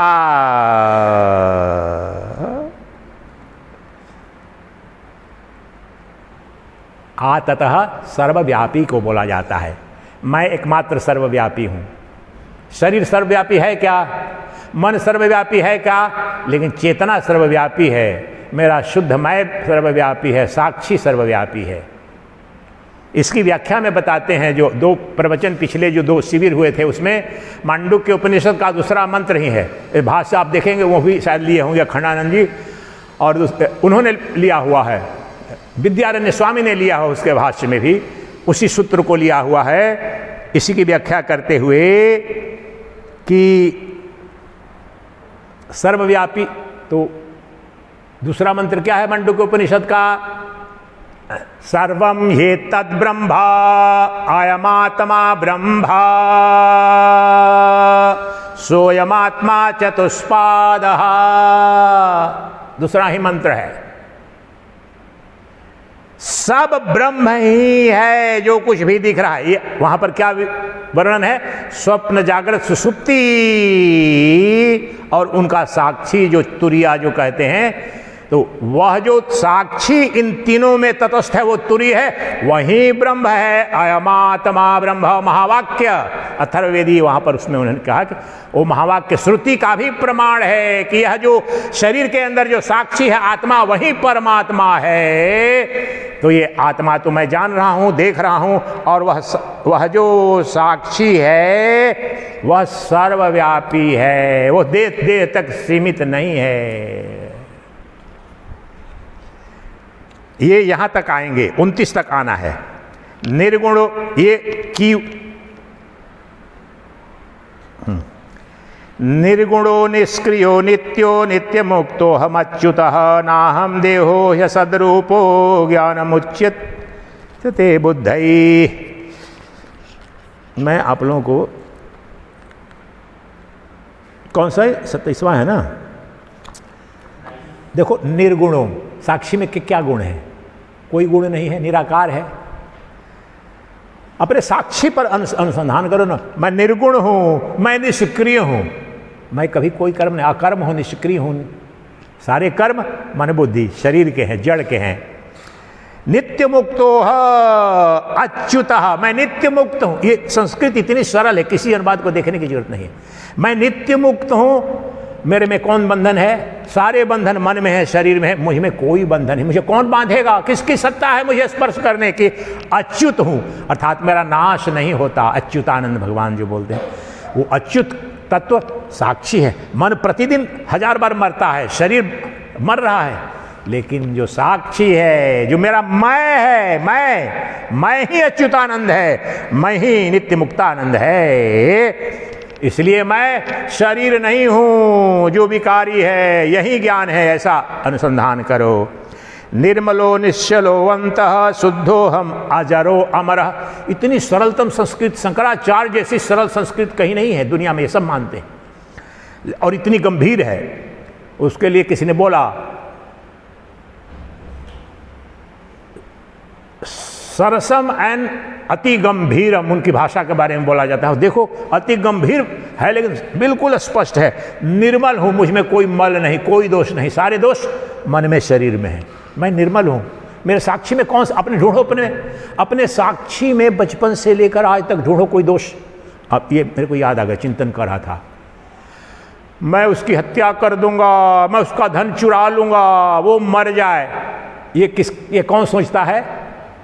कौन सोचता है? शरीर का मन सोचता है ना। भ्रम होगा ना कि नहीं, मैं कैसे बोल रहा हूं कि मैं महात्मा झूठ बोल रहे हो, कोई पाप नहीं किया।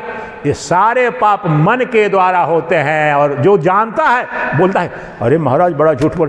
जिसने पकड़ लिया कि झूठ बोल रहे, वो साक्षी कौन है? तेरा बाप है क्या? नहीं, तेरा बाप असली बाप है, वो असली बाप है, सबका बाप है, बापों का बाप है। कृष्ण जो कहते हैं ना, मैं ही पिता, मैं ही पितामह हूं, वो पितामह साक्षी है, वही वो पकड़ लेता है, देख लेता है। तो दो हो गए कि नहीं हो गए? जो पाप नहीं, मैंने तो ये गड़बड़ी की थी, ये चुराया था, ये झूठ बोला था अपने भाई से, फलाने से, कोई तो दूसरे ने थोड़े बताया, तुमने तो वहां पर जो बोल दिया जिसने, वो तो तुम्हारा अपना साक्षी है। तो वह साक्षी तो इसलिए निर्मल है कि नहीं? निर्मल, निश्चल है, चलायमान मन है, शरीर है, वो निश्चल चुप तटस्थ देखता है, कुटस्थ है। शुद्धो हम अजरो हम अमरो हम, शुद्ध हूं, अशुद्ध मुझे कौन करेगा?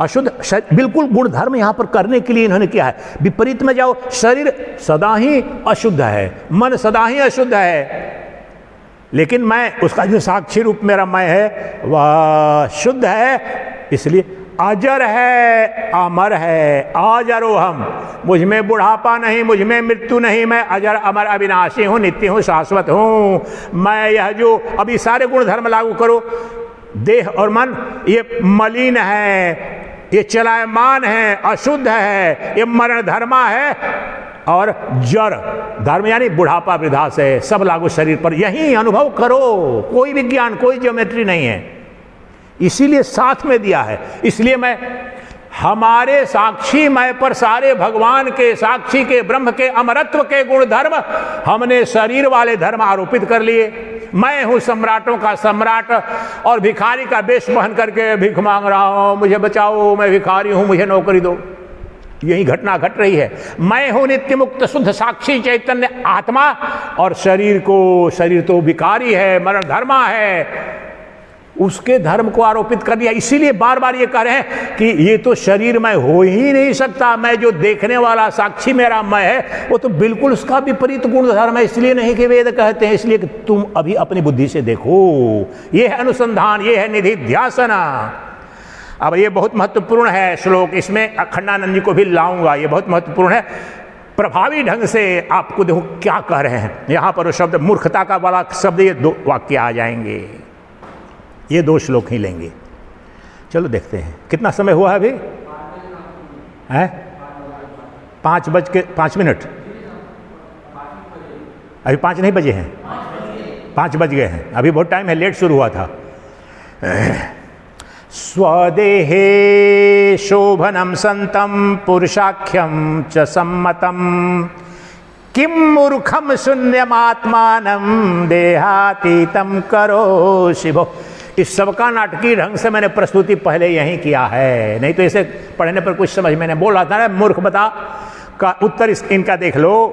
स्वदेहेशो, अपने देह के अंदर ही, मैंने बोला था ना शुरू में कि कहाँ है परमात्मा, इसी को समझाने के लिए बोला।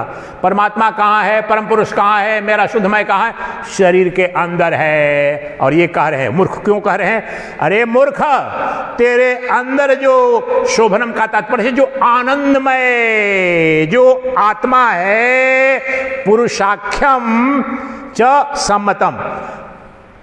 सम्मतम अर्थात यहां पर सम्मतम की व्याख्या, वहां पर देखो व्याख्या उन्होंने की है, उसमें वही जो मंत्र बोला ना मांडुक्य का, सम्मतम का मतलब उपनिषद में भी इसे ही कहा गया है, उपनिषद सम्मत है, यानी श्रुति सम्मत है। विद्यारण्य का भाष्य देखिएगा वहां पर प्रोफेसर साहब, वहां पर तो वहां पर ये श्रुति सम्मत जो परमात्मा, जो भगवान, जो महात्मा ब्रह्म अथर्ववेदीय महावाक्य में कहा गया है, वो तो यही है, वो जो तुम्हारे अंदर विद्यमान है। पुरुष मतलब आत्मा, और प्रकृति मतलब पर अनात्मा। पुरुष, और अगले में श्लोक आएगा, ऋग्वेद का मंत्र है पुरुष सूक्त जो है, पुरुष का तात्पर्य पुरुष नारी वाला पुरुष नहीं, नारी के अंदर भी पुरुष है और पुरुष के अंदर भी नारी, जड़ को नारी, आप समझ रहे हैं, जो चेतना है उसको पुरुष। तो तुम्हारे शरीर के अंदर जो आनंदमय ये पुरुष जो आत्मा है, इसी को परमात्मा ब्रह्म आत्मा समतम अर्थात अयमात्मा ब्रह्म, अभी जो बताया सर्वम ये तद ब्रह्म अयमात्मा ब्रह्म स आत्मा चतुष्पादः, यही तो युक्तियों में वर्णित है और तुम्हारे अंदर है।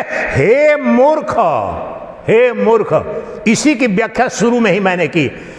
फिर भी तू क्या करता है? मैंने तो आत्मा को नहीं देखी जी, मैंने अपनी पत्नी को देखा है, मैंने बेटे बेटियों को देखा है जी, उसकी सेवा में लगा हुआ हूं, उसको चिंतन करके आया था। ये जो कह रहे हैं, हे मूर्ख, और देह में ही है परंतु देहातीत है। कठोपनिषद का सूत्र बताया ना, जिस प्रकार से एक ही अग्नि, एक ही वायु, एक शरीर के अंदर भी और सारे ब्रह्मांड में है, तो एक ही आत्मा तुम्हारे शरीर में अभी यही चेतन के रूप में, आत्मा के रूप में है, वह देहातीत है वास्तव में। इस मंदिर के प्रांगण में, दीवारों में आकाश है कि नहीं, लेकिन क्या यहां तक सीमित हो गया है? ये मंदिर के बाहर भी मंदिरातीत है ये आकाश। उसी प्रकार से आत्मा यद्यपि की अंतरात्मा के रूप में है, लेकिन ये सर्वव्यापी है, देहातीत है। हे मूर्ख, फिर भी तुम्हारे शरीर के अंदर ही ये परम पुरुष चेतना व्याप्त है, फिर भी तुम आत्मा को बोलते हो कि नहीं है। कैसे बोलते हो मूर्ख? इसी से पहला मैंने क्या कि वो मूर्खता अपने पर सोचो, बचपन से लेकर के उस मनुष्य को कह रहे हैं मूर्खता, ऐसा मत सोचने मजाक कर रहे हैं। अनादिकाल से जो सर्वसिद्ध है, सारे लक्षणों से मैं के रूप में जो तुम्हारा मैं है, जो साक्षी मैं है, वो तुम्हें दिख रहा है कि अविकारी है, निर्विकार है, सर्वव्यापी है, अजर है, अमर है, अविनाशी है और तुम्हारे शरीर में ही व्याप्त है। फिर भी तू कहता आत्मा को किसने देखा जी, मैं पत्नी की सेवा करूंगा, परिवार की सेवा करूंगा, शरीर की सेवा। हे मूर्ख, क्यों कहता है? आत्मा को शून्य क्यों मानता है? शून्य का तात्पर्य इसलिए कहते हैं 7वां अध्याय जो भगवद गीता का ज्ञान विज्ञान योग में अधिकांश तो जीवन, अब अधिकांश जब कह रहे हैं शंकराचार्य महाभाग, तो जो आस्तिक है अधिकांश तो जीवन ऐसे जीते हैं जैसे उनकी आत्मा तो मरी ही हुई है। इंग्लिश में कहूंगा तो उसको बड़े कि you lead your life, you live your life and for you आत्मन is as good as dead. मैंने सिद्ध किया, आप मुझे गलत सिद्ध करो। 99% एक पत्नी में लगाया, 99.9% लगाया, तो बोलेगी ना मैं तो तेरे लिए मर गई बेटा, जा, मेरे को दवाई के लिए पैसे की जरूरत थी, तूने दवाई नहीं, तू मेरे लिए मर गया। बोलते हो कि नहीं बोलते हो? अब तुमने जिस पत्नी के लिए या पति के लिए 99.9%, वो पत्नी या पति कौन है? शरीर है, उसके लिए लगाया, तो तुमने आत्मा को मारा कि नहीं मारा? बताओ। आत्महंता हुए कि नहीं? तुम आत्महत्यारे हो, आत्महत्यारे हो, तुम आत्महत्यारे हो। इसलिए मूर्ख कह रहे हैं, ये केवल ये नहीं बोल रहे हैं, भगवद गीता में कृष्ण बोल रहे हैं, ईशोपनिषद के ऋषि बोल रहे हैं, तुम आत्महंता हो। जो जिसने मनुष्य और आत्महंता चिट्टी को नहीं कहेंगे। उपनिषद के ऋषि चिट्टी को आत्महंता नहीं कहेंगे। उपनिषद के ऋषि गाय को, भैंस को आत्महंता नहीं कहेंगे। क्यों नहीं कहेंगे? अगर आज पाकिस्तान आक्रमण करता है भारत पर, तो उसका जवाब देने का दायित्व किस पर है? प्रधानमंत्री का, रक्षा मंत्री का है। सच्चिदानंद स्वामी आप यहां पर बैठे हैं, उन पर कोई दायित्व नहीं देगा, क्योंकि सेना अध्यक्ष पर, एयरफोर्स के, आपके रक्षा मंत्रालय में तत्काल कैबिनेट मीटिंग होगी, क्योंकि उनका दायित्व है, तो उनसे अपेक्षा की जाती है। तो पशु पक्षी नित्य, ध्यान से सुनो, ये मौलिक दर्शन जो दे रहा हूं अभी आया है।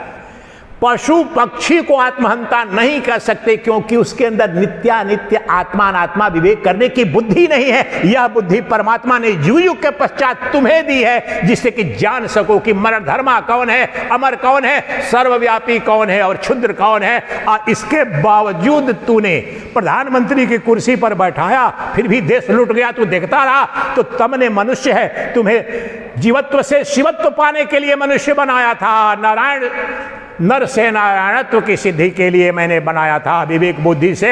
लेकिन तूने क्या किया? क्या किया?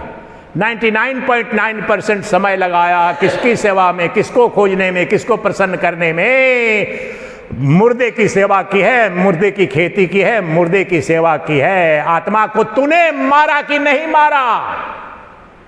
जिस दिन स्वीकार कर लोगे कि मैंने तो आत्मा की हत्या की है, बड़ा गहरा ये धिक्कार भाव जब तक नहीं आएगा ना अपने आप पर, तब तक नहीं क्रांति घटेगी।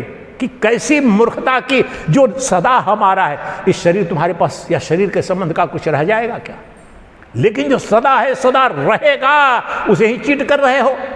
यही तो परम प्रेमास्पद बोला, the ultimate lover and supreme bill. जो प्रियतमा कभी छोड़ के जाएगी नहीं, जो प्रियतम कभी तुम्हें अकेला छोड़ेगा नहीं, वही तो आत्मप्रिया है, और उसे तूने हत्या कर दी। इसलिए दुख भोग रहे हो, भोगो।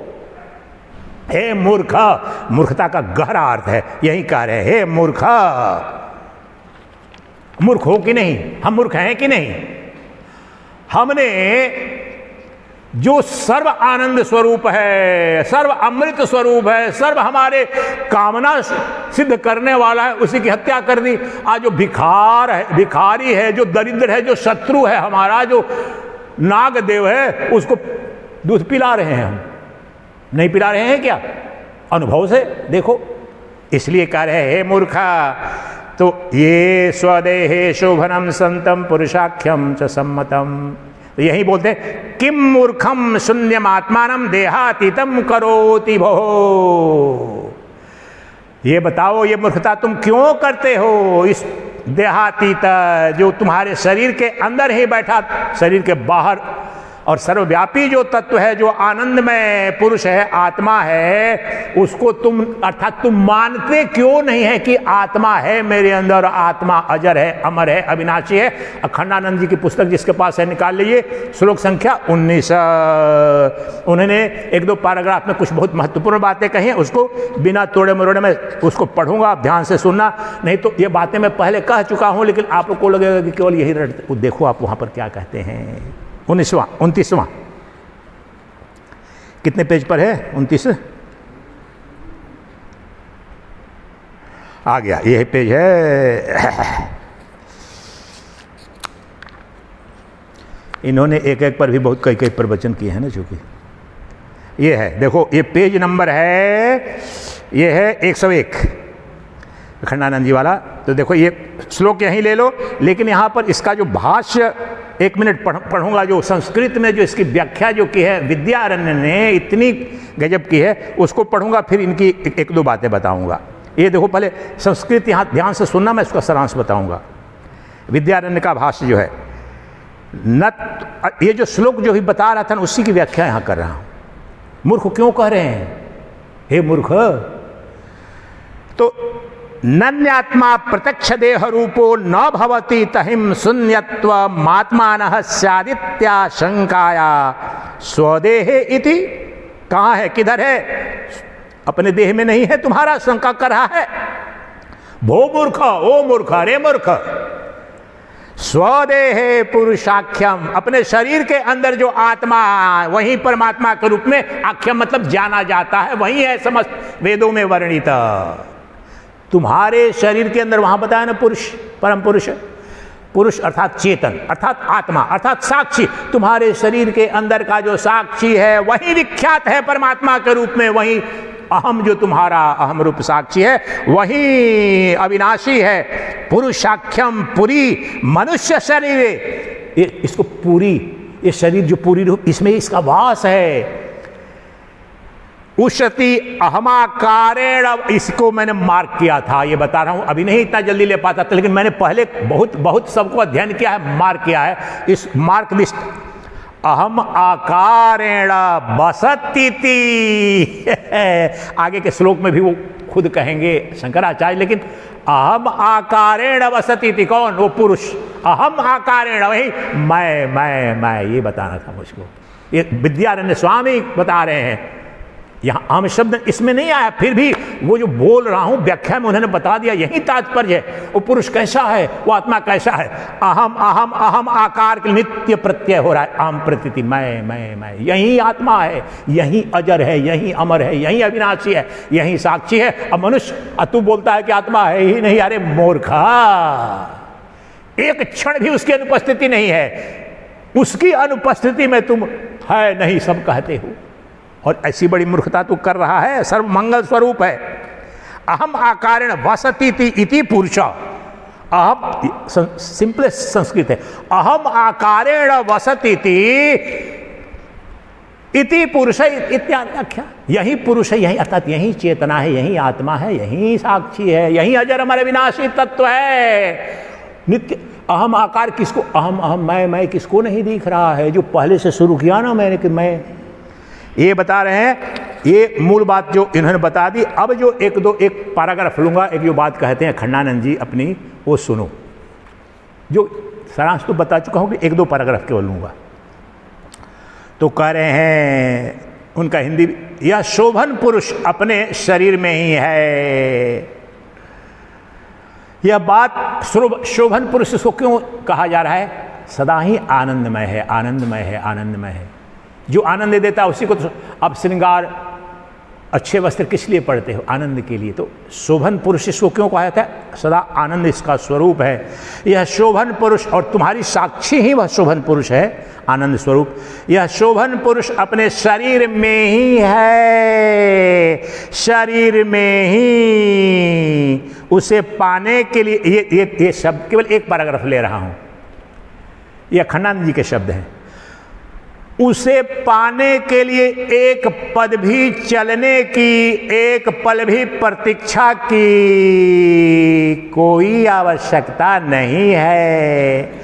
जैसे बचपन में दाढ़ी मूछ नहीं होती तो अनेक बालक उसके अनेकों प्रतीक्षा करते हैं करते हैं, आजकल वाले ज़्यादा ही करते हैं, जवान होने के लिए करते हैं, वैसे परमात्मा की प्रतीक्षा नहीं करनी है। अगले क्षण की भी प्रतीक्षा नहीं करनी है, हर क्षण में है। वह तुम्हारे मैं के अतिरिक्त और कुछ नहीं है। ये श्लोक में नहीं है, इसीलिए बोला कि विद्यारण्य का भास यहां से इन्होंने भी, are you getting my point? इस श्लोक में, इस श्लोक जो है 29वां श्लोक, उसमें मैं ही ब्रह्म है यह नहीं कहा है, उसमें बोल आदि शंकराचार्य भी नहीं कहा, लेकिन आगे के श्लोकों में कहा है और निहितार्थ उसका भाष्य करते हुए विद्यारण्य जी ने कहा है, और उसी बात को यहां पर अखंडानंद जी ने कहा। उसी से मैं यहां से आगे के श्लोक में तो बोलेंगे कि मैं ही तुम्हारा ब्रह्म है, लेकिन यहां पर भी देखो बोल रहे हैं, मैंने 10-15 पर प्रवचन किया है तुम्हारा मैं ही। अब ये अखंडानंद जी क्या बोल रहे हैं, फिर रिपीट कर देता हूं, छोटा पैराग्राफ है, सुन लो। परमात्मा कहाँ है? अपने शरीर में ही। उसे पाने के लिए एक पल भी चलने की आवश्यकता नहीं, एक पग भी चलने की आवश्यकता नहीं, एक पल भी प्रतीक्षा की आवश्यकता नहीं है। दाढ़ी मुछवारा बता दिया। वह कौन? वह परमात्मा तुम्हारे मैं के अतिरिक्त और कुछ नहीं है। वो गद्दा नरेश, अब मैं बोलूंगा गद्दा नरेश, गुस्सा आ रहा, क्यों?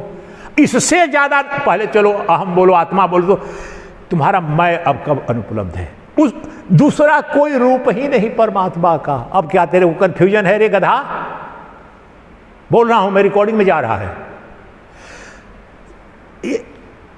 विद्यारण्य भाष्य में बोल रहे हैं और अखंडानंद जी से सुन रहे, देखो रिपीट कर रहा हूं, इसको सुनो, इस वाक्य को।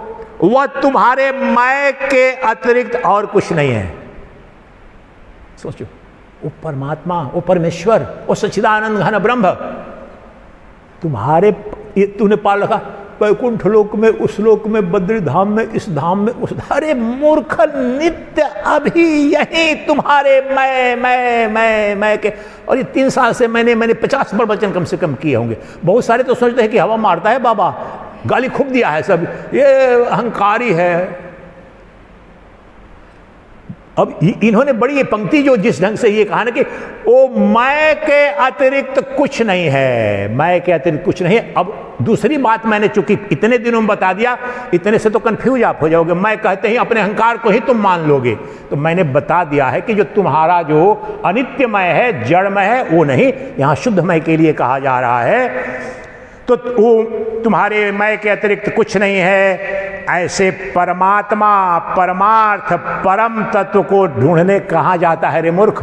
अब इन्होंने मूर्ख यहां पर इस वाक्य में नहीं, लेकिन मूर्खता है कि नहीं? जो तुम्हारे मैं के रूप, एक क्षण के लिए तुम्हारा मैं अनुपलब्ध नहीं है, उसको छोड़ करके कहां तू ढूंढने जा रहा है?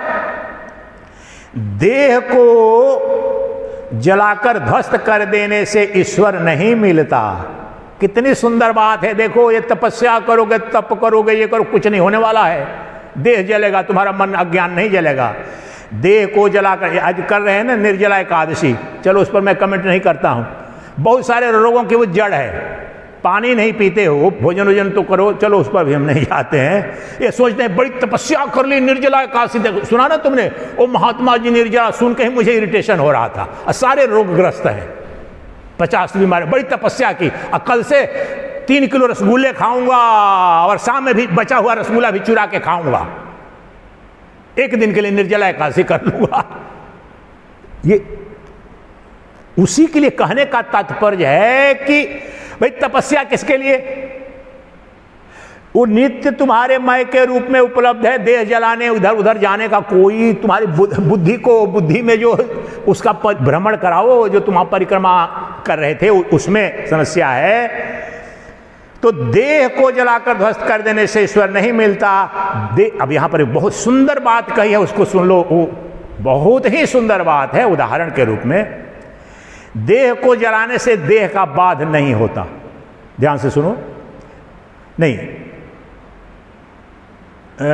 देह को जलाकर ध्वस्त कर देने से ईश्वर नहीं मिलता, देह का बाध होता है। देह को जलाने से, तपस्या करने से, सुखाने से, तपस्या करने से ब्रह्म नहीं मिलता है, देह बाधित हो जाती है, नहीं नष्ट हो जाती है। लेकिन यहां पर अगला पंक्ति देखिए जो कह रहे हैं, बहुत ही महत्वपूर्ण है। जैसे सोना प्राप्त कराने के लिए सोने के खिलौने को तोड़ना नहीं पड़ता है, खिलौने का आकार रहते हुए भी वह सोना है, इसका बोध करा देना, समझ लेना। Mind this illustration is so powerful. उसी प्रकार से सोने के खिलौने को तोड़ने की जरूरत नहीं है, यानी शरीर को तोड़ने मरोड़ने की जरूरत है। जैसा ये तू जान ले कि अधिष्ठान रूप से जो साक्षी है वह सोना है, अर्थात वह आत्मा है, तोड़ने नहीं पड़ता, खिलौने का आकार रहते हुए भी वह सोना है। वैसे ही देह के रहते हुए ही देह में ईश्वर मिल जाता है। बोलो अखंडानंद सरस्वती जी महाराज की जय।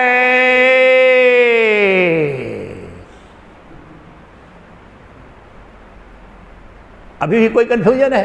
देखो, और इनके शिष्य बोले हैं मिठाई खिलाना पड़ेगा आपको उनके औपचारिक दीक्षित शिष्य हैं, बचपन में कान फूका था ये, तुम तो यार इनके कान फूके थे, इनके पड़ोस के गांव के हैं। तो क्या कहने का तात्पर्य, जो नित्य उपलब्ध है, नित्य है और तुम्हारे मैं के रूप में है और उसका कोई रूप नहीं। ये बड़ी साहस चाहिए। इसलिए करपात्री जी महाराज उनको देखो, तुम ये हमारी पुस्तक का कर दो, भक्ति रसारणव का अनुवाद करना था, संस्कृत में खंडानंद जी लिखते थे, ये अखंडानंद जी के मुंह में करपात्री जी संस्कृत में लिख लेते। तो उनका ग्रंथ जो भक्ति रसारण है बहुत विशद ग्रंथ है। उन्होंने अखंडानंद जी को बोला, सुनो, उनको तो ये तो गुरु टाइप उनके सामने खुद बोला है, अखंडानंद जी हम उनके सामने बोलते नहीं थे गुरु जी से, तो बोले कि सुनो, ये मेरी जो पुस्तक है इसका तुम हिंदी में अनुवाद कर दो, क्योंकि भारत में कोई आदमी नहीं है तुम्हारे सिवा कि हमारी इस पुस्तक का सम्यक ठीक ठीक अनुवाद करेगा। तो खंडानंद जी बोलते हैं कि मैंने कहा कि ऐसा क्यों बोल रहे हैं आप, इतने बड़े बड़े विद्वान इस देश में है, कोई भी कर सकता है, वो तो मेरे लिए सौभाग्य, मैं तो करूँगा, लेकिन बहुत से लोग। तो क्या बोला खंडानंद जी ने, यही तो पहचान रहे थे ना उसकी शक्ति, जबकि उनसे काफ़ी उम्र में बोला कि देखो हमारा भक्ति रसायन, ये भक्ति वाले जो मैंने आम भाषा में बोल रहा हूँ, डफली वालों की भक्ति, अद्वैत के प्रतिष्ठान में, अधिष्ठान में, परिधि में जो मेरी परा भक्ति है, उसके साथ न्यायकों की उस तत्व को केवल और केवल तुम ही समझते हो। आप समझ रहे हो ना, उनकी भक्ति, वो जो भागवत जो वो वाली नहीं है, डफली वाली आ जाओ, वो समझ रहे थे। और भक्ति रसायन वो ग्रंथ था, और खंडानंद जी ने इस बात को समझा कि बिल्कुल सही बात है ये। वो तो जाकर के हाँ जी भगवान के लिए रोएंगे, कुछ नहीं, वो तुम्हारी अपनी आत्मानंद के अधिष्ठान में वह भक्ति जो घटित होती है उसका ग्रंथ है। तो क्या सिद्ध हुआ? टाइम कितना हुआ है? अभी भी, आज हमने प्रारंभ भी किया था, अभी भी किसी को संदेह है कि मेरा मैं ब्रह्म नहीं है, मेरे मैं के सिवाय कोई ब्रह्म नहीं, समापन कर रहा हूं, मेरे नित्यमय साक्षी मैं के सिवाय कोई ब्रह्म नहीं, कोई ब्रह्म नहीं था, मेरा मैं ही, मेरा निराकार मैं ही, मेरा नित्यमय ही राम बना था, कृष्ण बना था, अवतरित हुआ था। वही शिव है, वही शक्ति है, वही कंस, वही रावण, वही पापी, वही पुण्यात्मा, और इसमें से कुछ नहीं, ये उसके विकार हैं, खेल हैं। वह एक सतचित आनंद तत्व है जो भागवत का महा मंगलाचरण है। सच्चिदानंद रूपाय विश्वोत्पत्त्यादि हेतवे, वह मेरा मैं ही सच्चिदानंद रूप है, उसी से अनंत ब्रह्मांड उत्पन्न, स्थिति और लय को प्राप्त होते हैं। वही श्री कृष्ण योगेश्वर सतचित आनंद रूप कृष्ण, कृष्ण नहीं, जसोदानंद नहीं, जो सतचित आनंद स्वरूप है, जिससे अनंत ब्रह्मांड की उत्पत्ति स्थिति लय होता है, वो तो आत्मा है, वो तो साक्षी है, वो तो मैं है, और सबके अंदर उस रूप में वही सच्चिदानंद, वही कृष्ण, वही राम। सुबह में राम का भी जो बताया वो एक है, वही सद वस्तु है, बाकी सब विकारी है। अब केवल इतना कहने से भी कन्फ्यूजन, लेकिन मैंने 20-30 प्रवचन मैं पर किए हैं और पिछले 1 महीने में यहाँ पर भी मैं का जितनी स्पष्टता से मैंने, ताकि अहंकार वाले को, जड़ वाले को, देह वाले मैं को इससे कन्फ्लेट ना करे, कन्फ्यूज ना करे। इसलिए आपकी तो यात्रा आज ही पूर्ण हो जानी चाहिए इस जीवन की, अगर प्रामाणिकता हो तो। कोई संदेह, इसके आगे कुछ नहीं अद्वैत वेदांत है। लेकिन बच्चे ने बोला, देशराज ने, वो अंतिम बात है, वो कोई कुछ नहीं कर सकता। दवाई आपको खानी है प्रभु, वैद्य औषधि बताएगा, औषधि दे देगा, खाना आपको पड़ेगा। इसलिए इसी तत्व का श्रवण मनन निधिध्यासन, श्रवण मनन निधिध्यासन करना पड़ेगा।